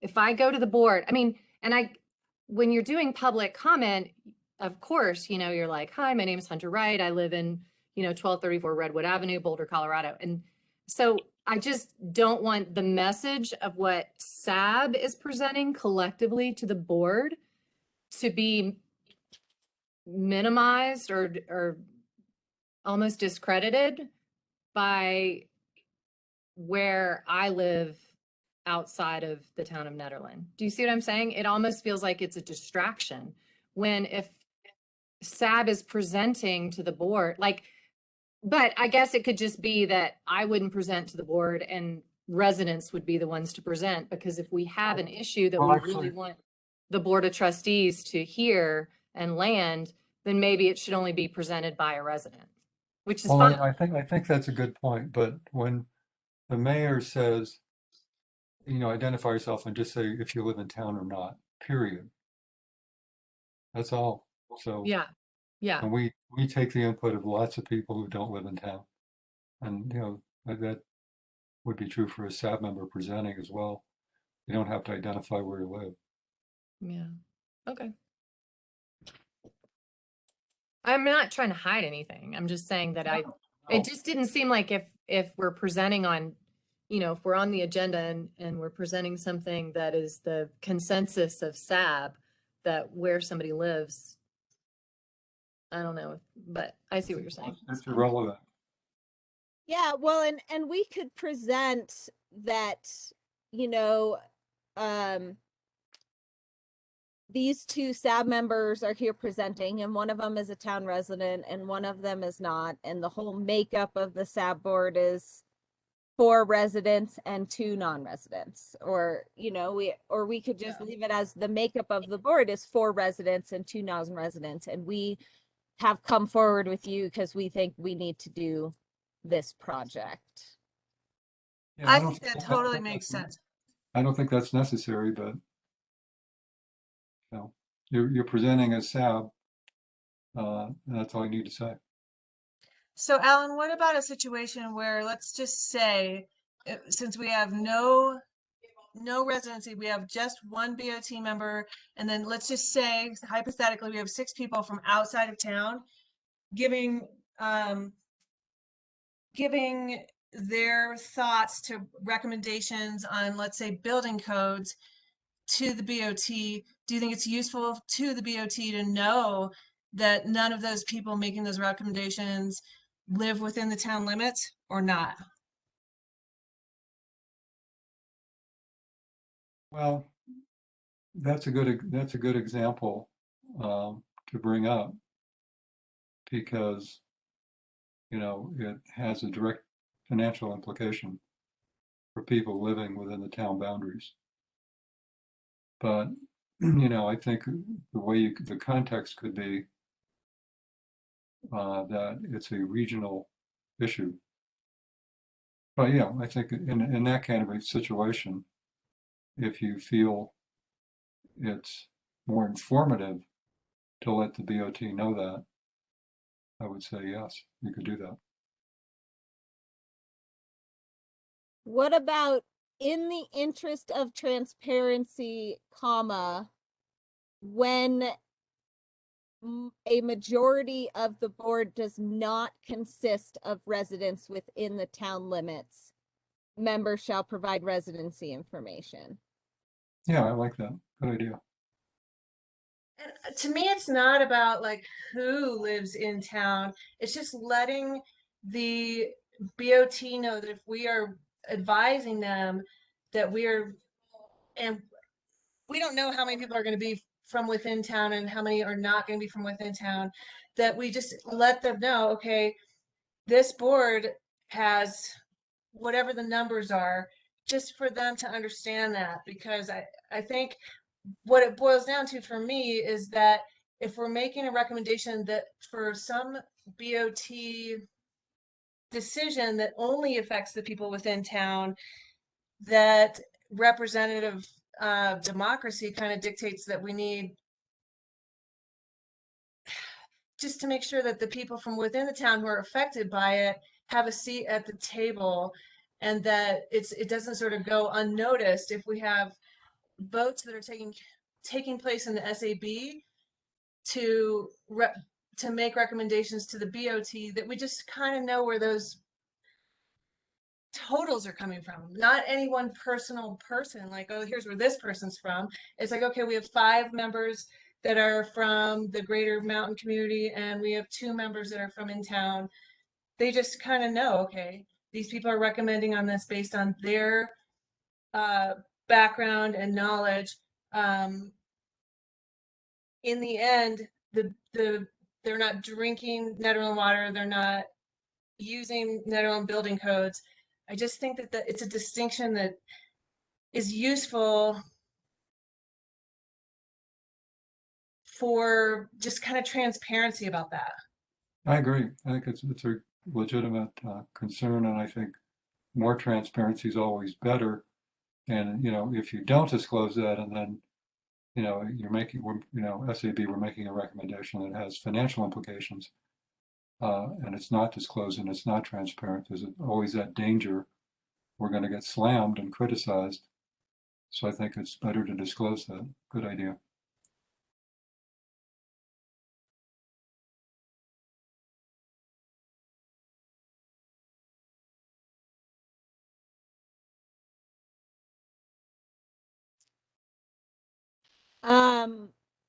So do we want to change how it's written currently?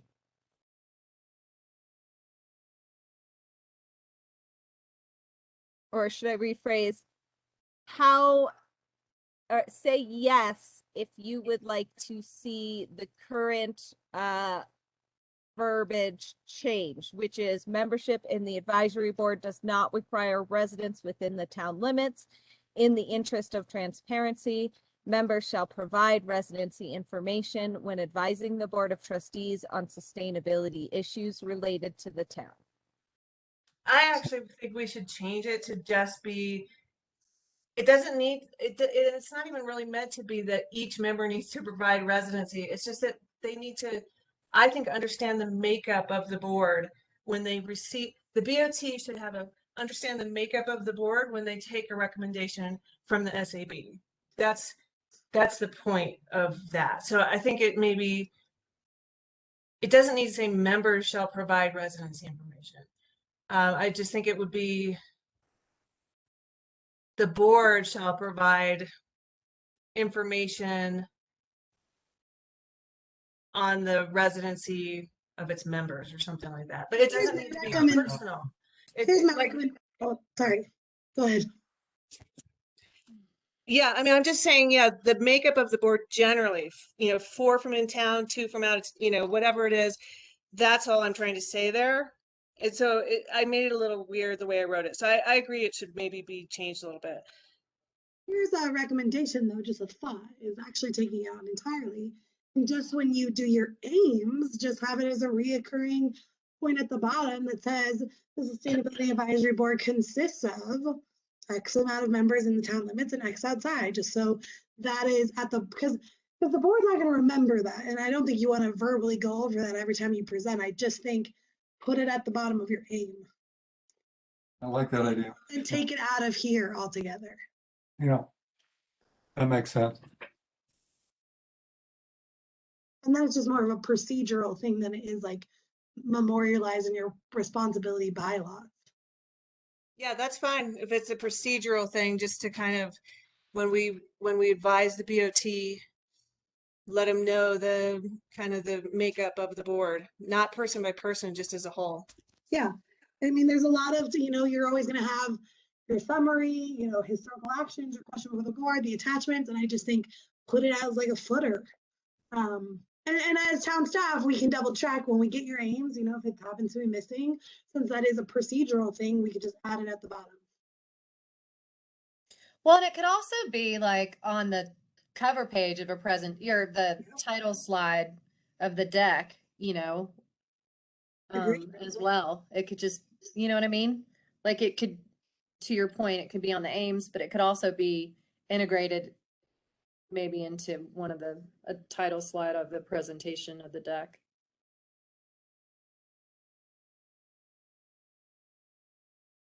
Is everyone okay then doing procedural and just take it out of here? I mean, I'm okay with it. I like it because it's more broad. Maybe I didn't want to seem like I was being combative. I was just trying to make the point that I didn't want the presentation that SAB is agreed on and made as a group to be disqualified because the board is thinking that it's the opinion of a SAB member that does not live in town. Do you see what I'm saying?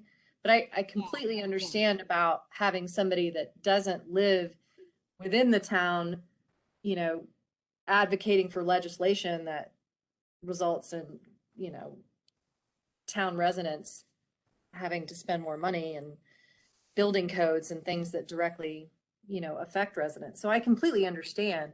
I just wanted to make the point that when SAB members present to the board, it's not presenting individually what our opinion is, it's the opinion of the board. Or Yeah, the I don't decision. think, I never meant for it to be something where it's like each person needs to declare each time where they're from. I just wanted the board to understand if, and I'm putting this extreme example, but that's the bylaw we just accepted, is that we could have 6 members from out of town and a BOT member. And to me, if we have 6 members on the SAB from out of town weighing in and advising the BOT, that the BOT should just be aware of that, you know, Yeah. it may be that they're not talking about tax money, that's their tax money, or there's just weird little areas where it diverts. Many times it doesn't, and it doesn't make any difference. And, you know, there's no reason not, you know, to draw the distinction. But then I think other times there is a reason to draw the distinction and at least let people know, okay, here's what this board consists of. Yeah, I completely Generally. agree.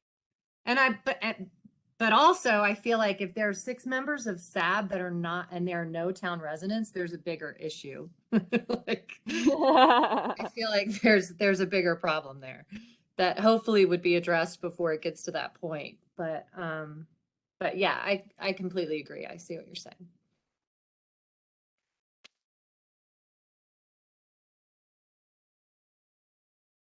I think if sounds like maybe there's consensus, take it out, make it a procedural piece. If you are ready to, I think that was it, Melody, in terms of the other changes. If you are ready to adopt, you could just make a motion to say, you know, you make a motion to approve the bylaws as amended per the discussion tonight, since it's a lot to do a recap on. I obviously have the notes. And if everyone feels comfortable, I'll make the respective changes and then send out to you so you know what's going before the board.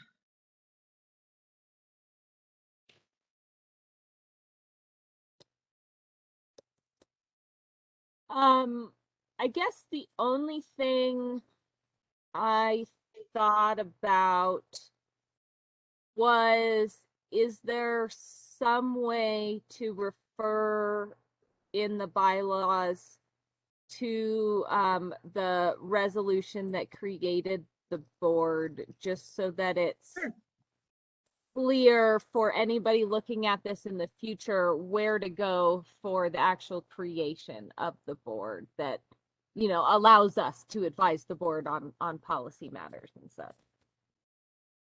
Do you want to do that at the end? Do you want to do that under name?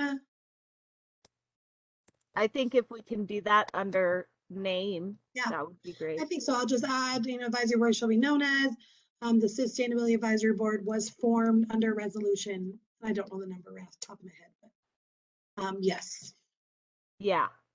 cool, definitely. Does anybody else have anything additional on the bylaws?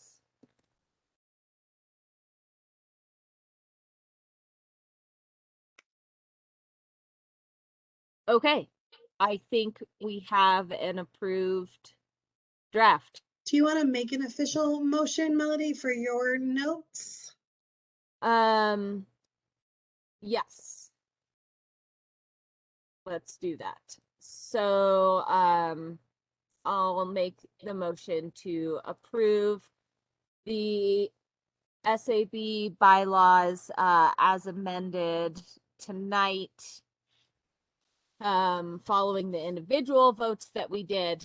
Do we have a second? Second. And is there anybody opposed to that motion?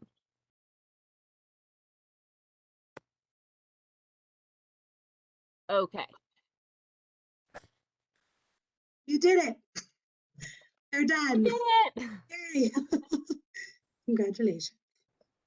I just want to note to everybody that while we were working on this for several months as a board, that this getting bylaws for the sustainability board has actually been a years-long process, as there was bylaws and then edits to the bylaws and never any official approval of them. So I'm happy to see this finally going forward to the BOT, long awaited, necessary document for the board. So awesome.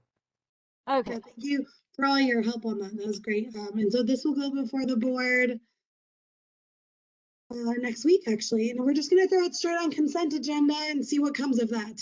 Obviously, it could be pulled for further discussion, but Attorney Madsen does feel like just putting it on consent agenda is fine.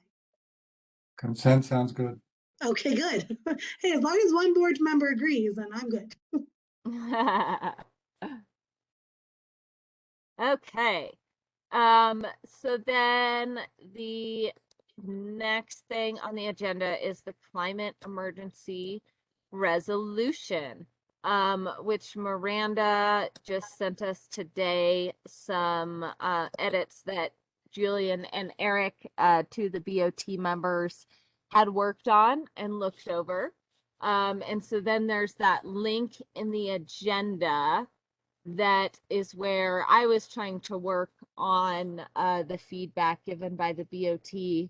And so I was able to add all of Julian and Eric's feedback into that working draft and that working document. The general feedback was they just wanted to clarify certain wording pieces that they had.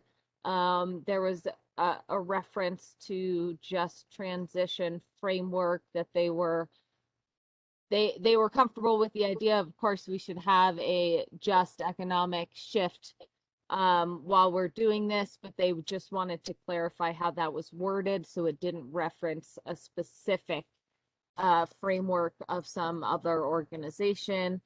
And then lastly, they wanted to be more resolved, which I think Eric and I were both happy to hear, in actually having some dedicated items of this is what the BOT will do, given the, be it resolved basically, but given this emergency resolution and the fact that we're acknowledging that the climate change effects that we're seeing are an emergency and things we have to take drastic action towards. So I don't know if anybody got a chance to look at either draft. I'm not sure I necessarily want to go through everything point by point, although we could. But I did want to see if Erica wanted to add anything about anything you took away from presenting to the BOT with this. Yeah, thanks, Melody. So yes, I was really excited to receive the feedback from the Board of Trustees to add more to this document, and there was a lot of excitement and support for it. And that was a really positive thing. And so looking at these edits from Eric and Julian it's great what they've added at the bottom, in my opinion. And I love that they're kind of reinstating these commitments we've already made and hopefully giving us more energy towards accomplishing these goals. The meeting itself, it was interesting because this was originally, kind of started by Garrett. And so it was tough kind of presenting the storyline, not necessarily kind of being along for all of the steps with Garrett. But it was started really with Boulder County. And was it Boulder County or the city of Boulder, Melody? I believe it was the county. Okay, that's what I thought. So having these edits, I think it would be important, Melody, to make sure that this still counts as far as this climate emergency resolution. And I can circle back with Garrett about that and David from the county, who was part of that development. But I think all the edits are really positive, and I would love to hear from other folks as well.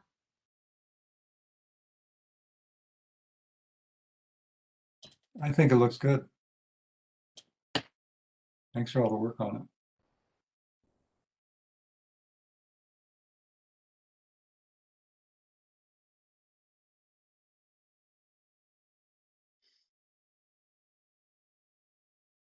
So I guess I don't know, and I realize not everyone has waited. I think one of my questions, Erica and Melody, is how quickly you can accept or pull this back around if you want to try to get it before the Board of Trustees next week.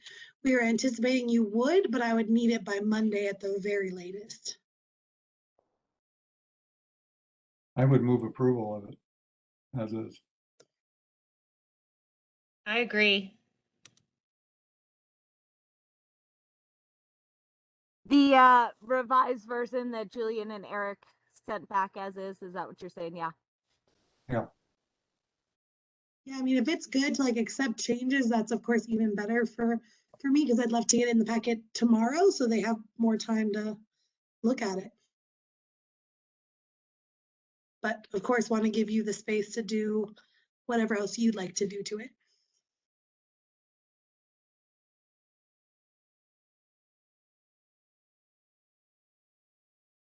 Yeah, there's no huge rush if people want to spend more time with it. Yeah, agreed.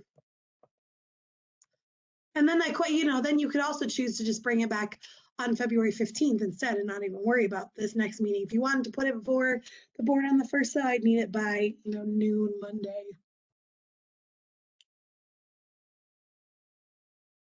I like these edits because it brings in all these action items. So I like the way it is now, but whatever works for people is fine with me.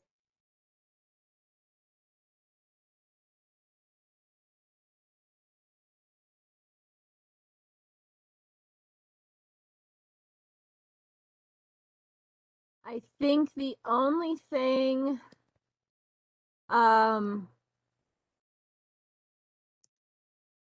well, yeah, no, it's kind of covered.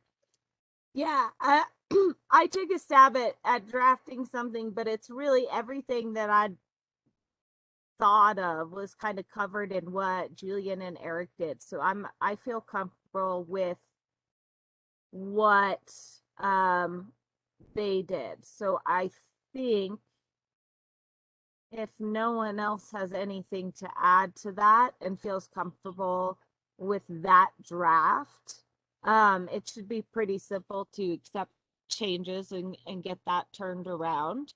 So anybody that would like more time to look at it and doesn't want us to just turn this around, speak up now and we'll put it on the next meeting agenda.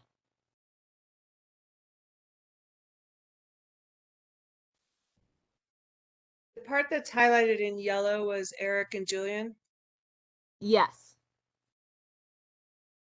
because that's excellent. It says the town will provide resources and support of just transitions to a sustainable economy. Like they're saying, ask us for money is what it sounds like to me right there. And so like they will support our efforts. So I love it. I think it's great. Yeah, they used stronger language than I did. Was happy to see that.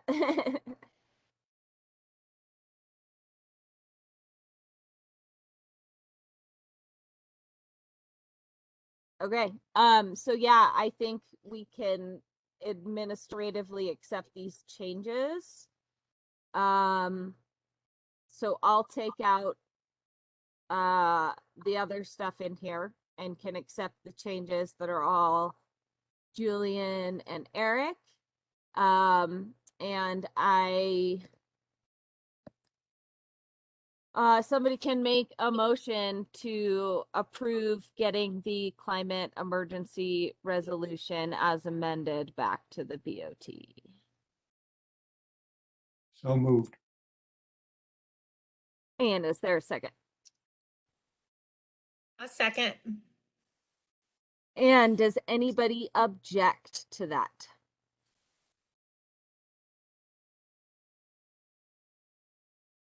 Okay, perfect. Melanie, I'm wondering, do you and Erica think you'll want to do your presentation again, or are we good to just upload these minutes, excuse me, this resolution as is, and then maybe just amend the aim? Yeah, I don't feel like we need to present again. I feel like Okay. you would know that best. No, I would agree. I think, Erica, do you want to update the aim? I'm happy to too, but all you need to add is, this is coming back before the board following the discussion held at the last meeting. Do you want me to add that? Is that easier? Miranda, I'm happy to do that. Okay, cool. So if you, would you be able to get that to me tomorrow? Is it okay if I take out the laser focus that Julian brought up? Yes, I would, yeah. Good plan. Okay, taking it out. Or I Cool. could just like add it in twice. Yeah, you should, just to create some interest. No, yeah, if you can take that out, then just send me tomorrow, if that's okay. Could you do it tomorrow? Sorry, Miranda, I didn't hear you there. Could you send me everything tomorrow, just so I can get it in this first round of packet uploads? Yes. Cool, Yes. great.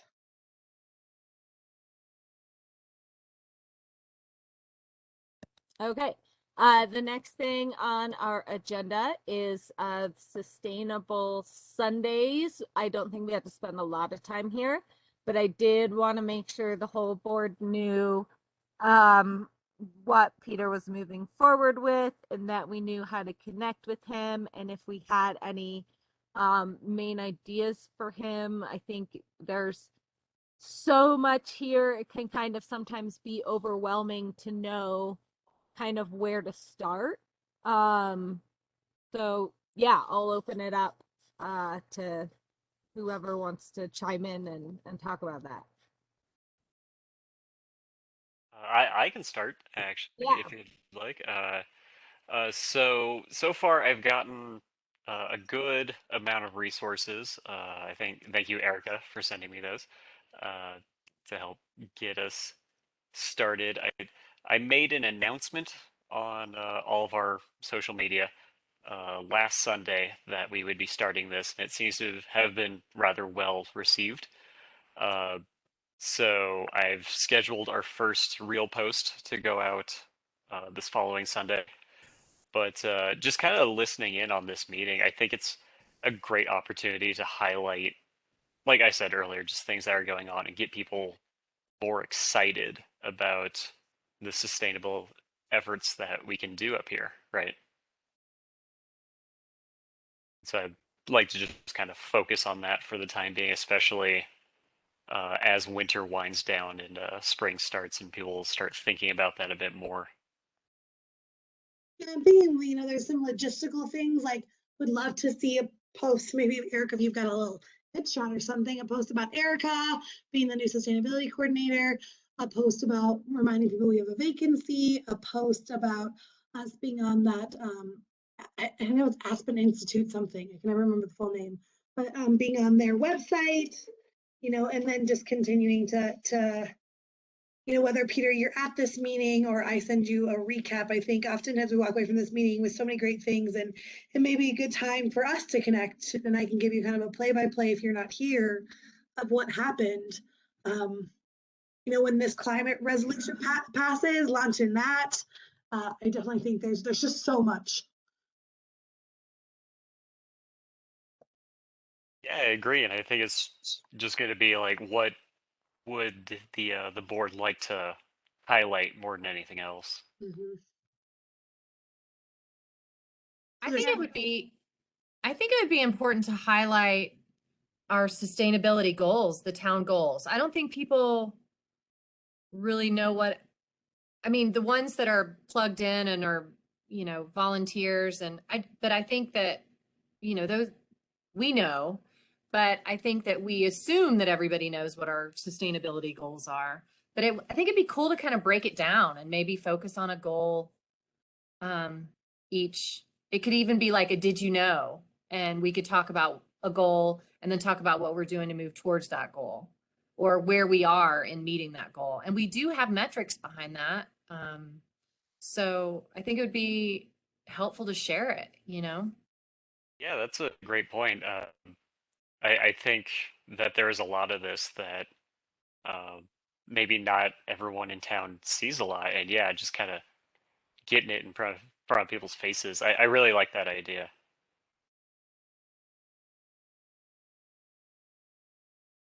Thanks.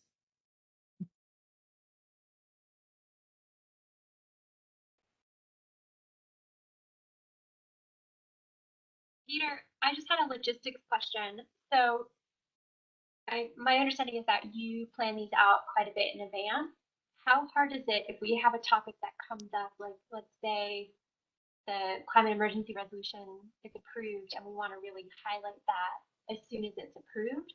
Is it easy to just kind of get things sent your way and you can just jump them in the front of the line? Yeah, I don't schedule that far out in advance. I just for that reason. Uh, like I scheduled Sunday's post today, for instance, so it's only a few days out. But it's really easy for me to just jump in and change things up, even on the fly if need be.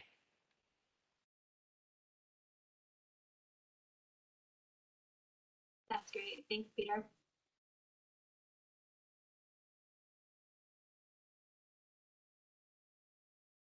I kind of like Hunter's "Did you know" format because you could almost do that with every single one and kind of make it thematically consistent like that. I don't know.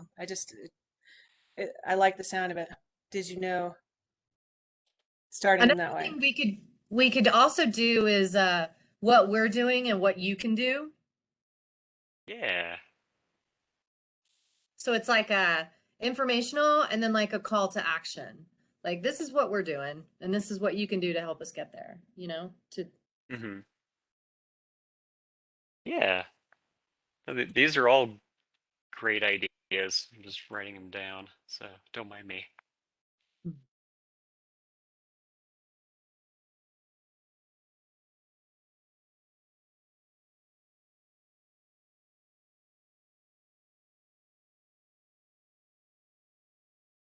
I also think highlighting anything that CC4CA might be working on would be helpful. Like so not right now, but in the like last year, the Plastics Pollution Act that I'll mention a little bit more about in a minute here, went through, and CC4CA was a big factor in helping to lobby for that legislation. So I think being able to share what we're working on with our other coalitions would be helpful too. So I'm not sure if that's going to be you, Erica, that participates in those meetings, but I think just making sure that Peter has a connect with that person, so that we can get that information updated too. that's a good point, Melody. And if somebody is interested in jumping into that CC4CA loop, there's a couple of different groups that you can be part of. So I know it's primarily been Alan, myself, and Garrett. So if somebody else is interested, please get in touch.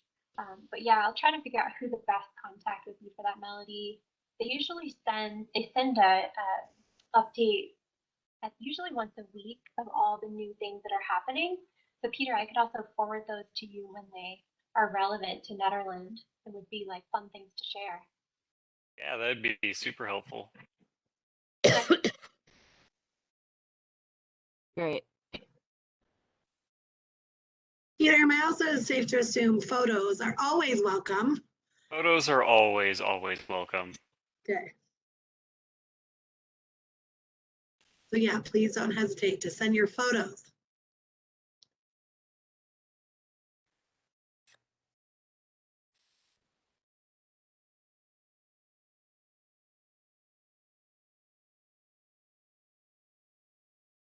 Okay. Any other things that anybody wants to say about the Sustainable Sundays? I think it's a great initiative. Yeah, I'm excited about it. All right. So we'll move into the final portion of the agenda here. We are running at 2 hours.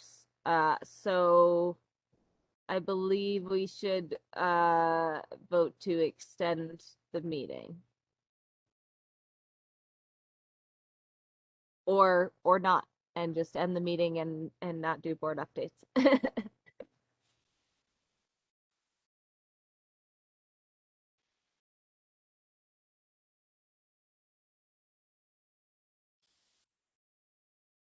I know it would be nice to throw a couple updates your way. I'm not sure if everyone wants to like give it 15 more minutes.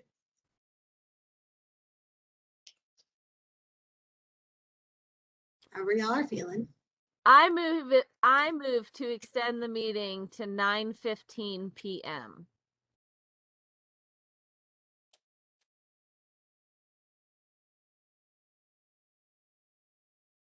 I'll second that. Okay, and I will do a roll call. Alan, Yeah, Laura, Yep. and Hunter and Melody are yeses because we made and second the motion. Okay, meeting extended till 9:15.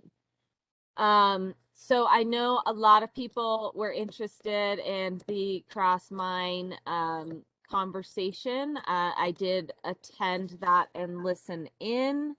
And there was a request to kind of update the SAB on what's going on. And so I think the most helpful way to maybe frame this update is just what, if anything, the Sustainability Advisory Board can participate in or keep an eye in to help with this whole situation as it unfolds.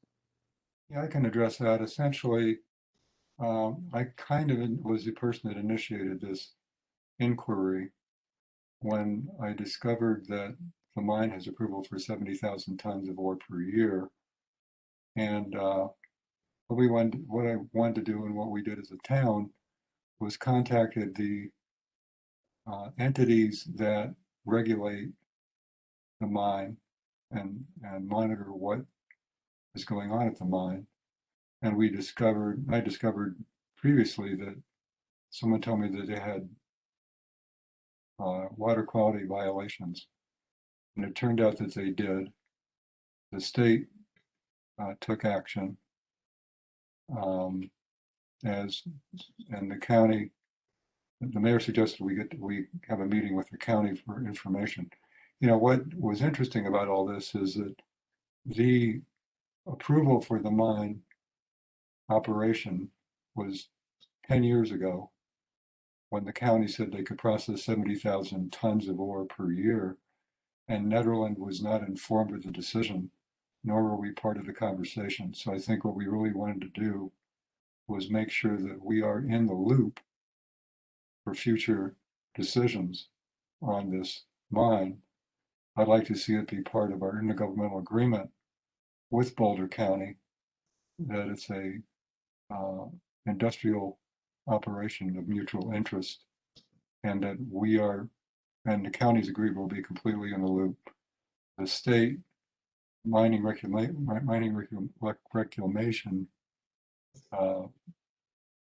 people will also be including us in all conversations with the mine so we can be informed of the processes and can participate if we want to. So the role of the SAB would be to be informed about the status of the mine. We have no jurisdiction of it, on it, I should say. But we do have the right to participate in decisions with Boulder County being our proxy. The city of Boulder is also concerned about any water pollution that would go into their watershed, which is adjacent to our watershed. You know, the Coon Creek is not our watershed, and that's where the water, treated water will go. But it is Boulder, the city of Boulder's watershed, and it does end up in Barker. So that's kind of the current status. A new water treatment facility, new water treatment system has been installed. They've had one test of the water so far, which was clean, but they will be required to do more testing.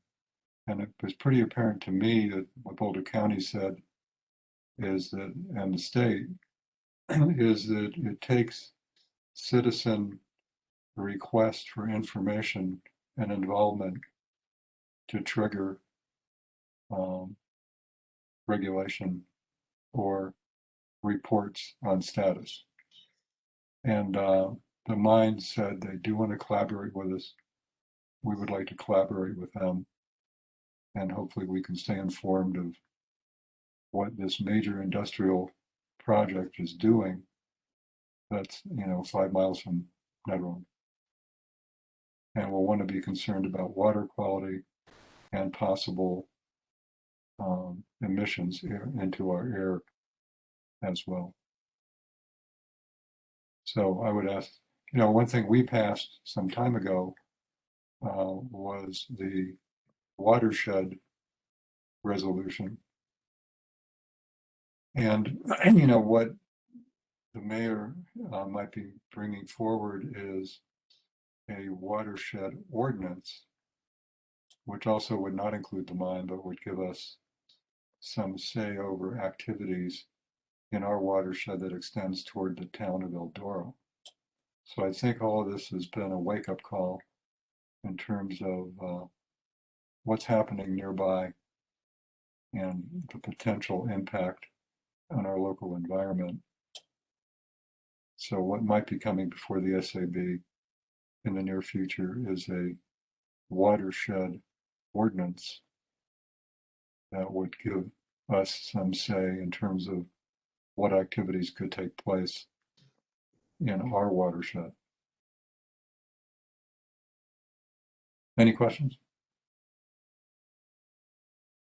Alan, who's responsible for the testing, for the ongoing testing of the water?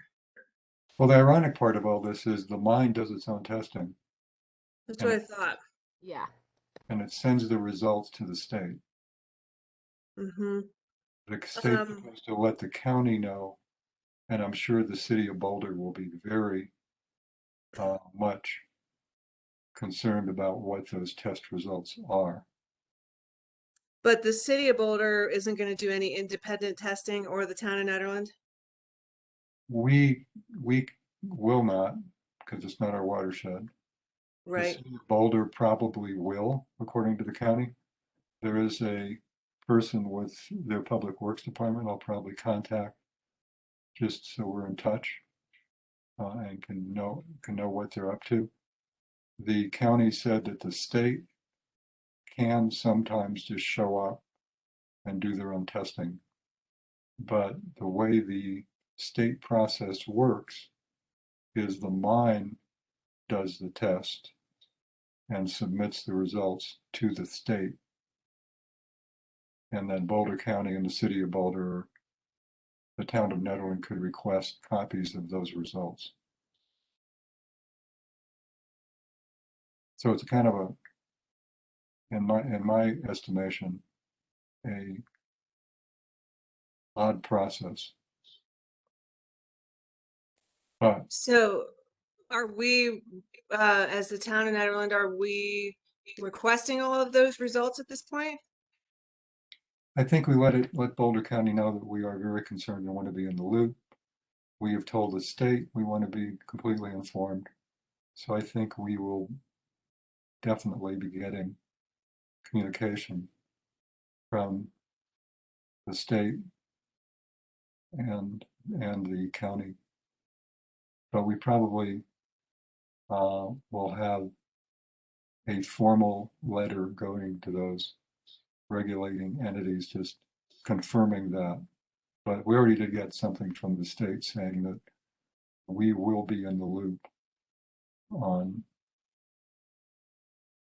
all communication with the mine.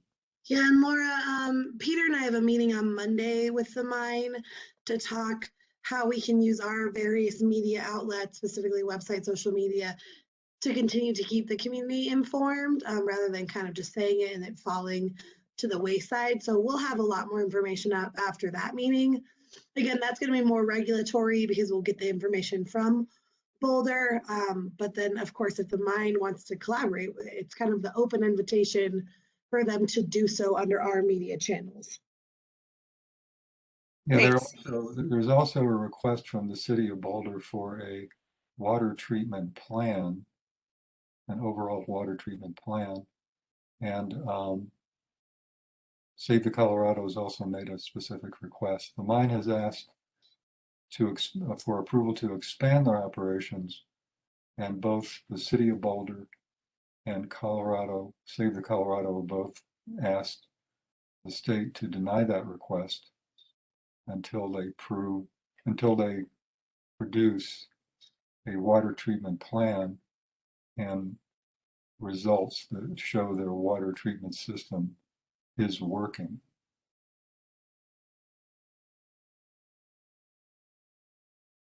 And they are still under a cease and desist order from the state. So they can't do any mining at the moment.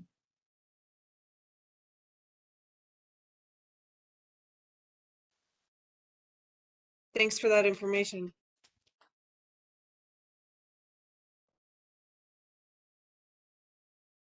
Yeah, I definitely want to be kept abreast. I've been waiting and waiting and waiting and saw when the decision got postponed. This has been something that residents have kind of been quietly talking about on Facebook for quite some time before it became a media issue and really blew up into what it is now.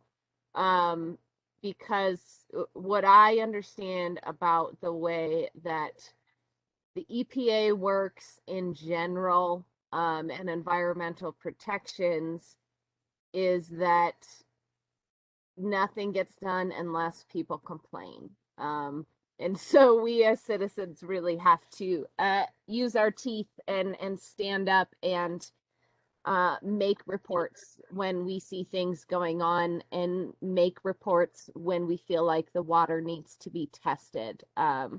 Because basically the way I understood it is unless there's some sort of complaint or some reason for the state to actually go up there or any legislative agency to do anything, is that it's really complaint basis. So if we see something as we're hiking up in Caribou, we call the water department and then somebody will go test it.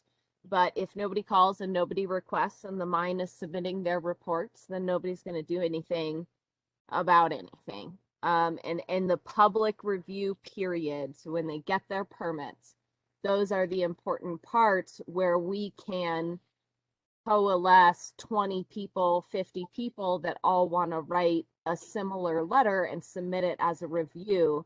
it's just a hard thing. And I think it's helpful to have people like Save the Colorado and these nonprofits that this is what they do involved. So staying in touch with them, I think would also be really helpful, so that if we do want to help citizens in writing reviews on this new permit expansion and that whole process, that we can really help citizens in engaging with their government and how to go about it in the right process.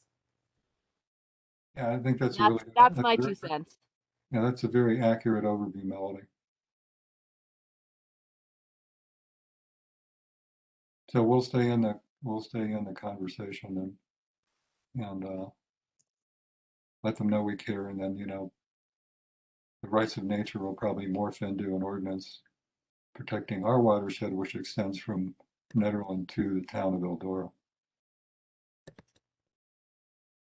Yeah, I was excited about that. And I think it might be worth looking into any CU programs that are working with GIS students or GIS grads and I know you guys were needing a watershed map done.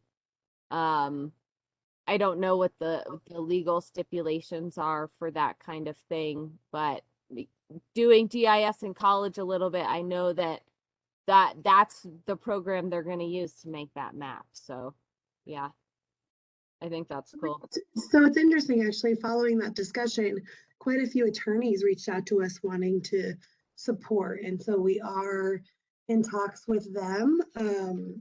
So, and they might have people who can help and potentially even kind of a pro bono. This seems to be definitely an area of concern for many.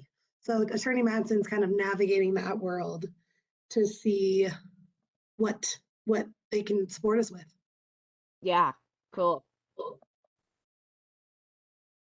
All right, we got 1 minute left. I will just briefly mention, I saw that Erica was at the meeting too, regarding the new Plastic Pollution Reduction Act that the governor signed into law. It's not anything super immediate. The big takeaway that I got is that we can really sit and plan as a SAB board and think about what kinds of actions we might want to take in regards to single-use plastics and styrofoams and those types of things over the next few years, as this will kick into effect in 2024. And at that point, as towns, we are no longer unable to restrict plastic. We will actually be able to restrict the use of single-use plastics and really make that effective. So I thought that was really cool. So that has a process where it leads up to going into a full ban, or at least we'll be able to do a full ban at the latest in 2024, and we'll be able to go stricter than what the state does in our requirements if we want. So people just be thinking about that. And then is there anything else anybody wants to add real quickly, and we'll adjourn the meeting? Well, I just sent out an email from CC4CA today about the Plastic Pollution Reduction Act, and they're asking for our feedback. So if you see anything, if you have anything you want to suggest, let me know, and we can respond to their request. Melanie, I just have a super fast town staff update. Just a couple of promotions have happened, one of which is our very own Peter here. Peter has been promoted to Administrative Support Manager, and in this new role, he will oversee the Visitor Center. So that's fun. And then Nikki Dunn was promoted to Parks Manager as we work on building out that Parks Department. So awesome. Congratulations to all of you guys. Yeah. Thank you. I just wanted to do a super fast zero waste subcommittee update.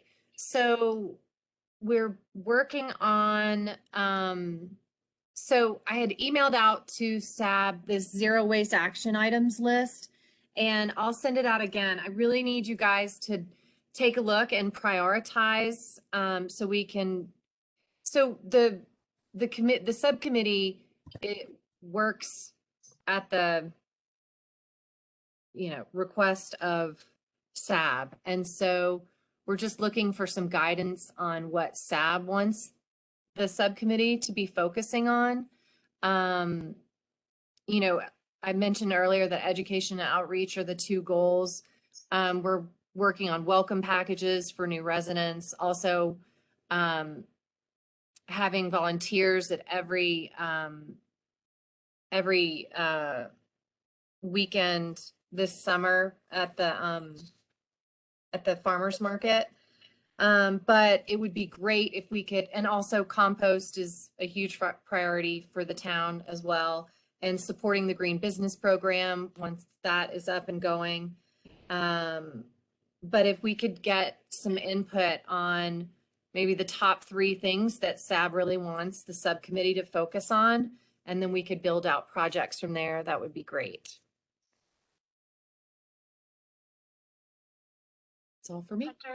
Really quick, Okay. I wonder if there's a way that we could break that list into different categories. Okay. It's tough to go through. There's just so many great things on that list. And so it's tough to go, from 1 to 27. And so I wonder if we could break it out into, education, communication, compost, and maybe that might help a little bit really distilling down the goals. Okay. So we can talk about that. I don't know how the subcommittee will feel about that, but I'll follow up with you. Okay. Yeah, I think anything to make it easier would be great. That's a great idea. So yeah, I can work on that as well. Thank you. All right. Everybody please look that over. When I searched zero waste in my email, it came up pretty fast. And I was able to pull out that email from Hunter. So please look that over. And we will see you all in February.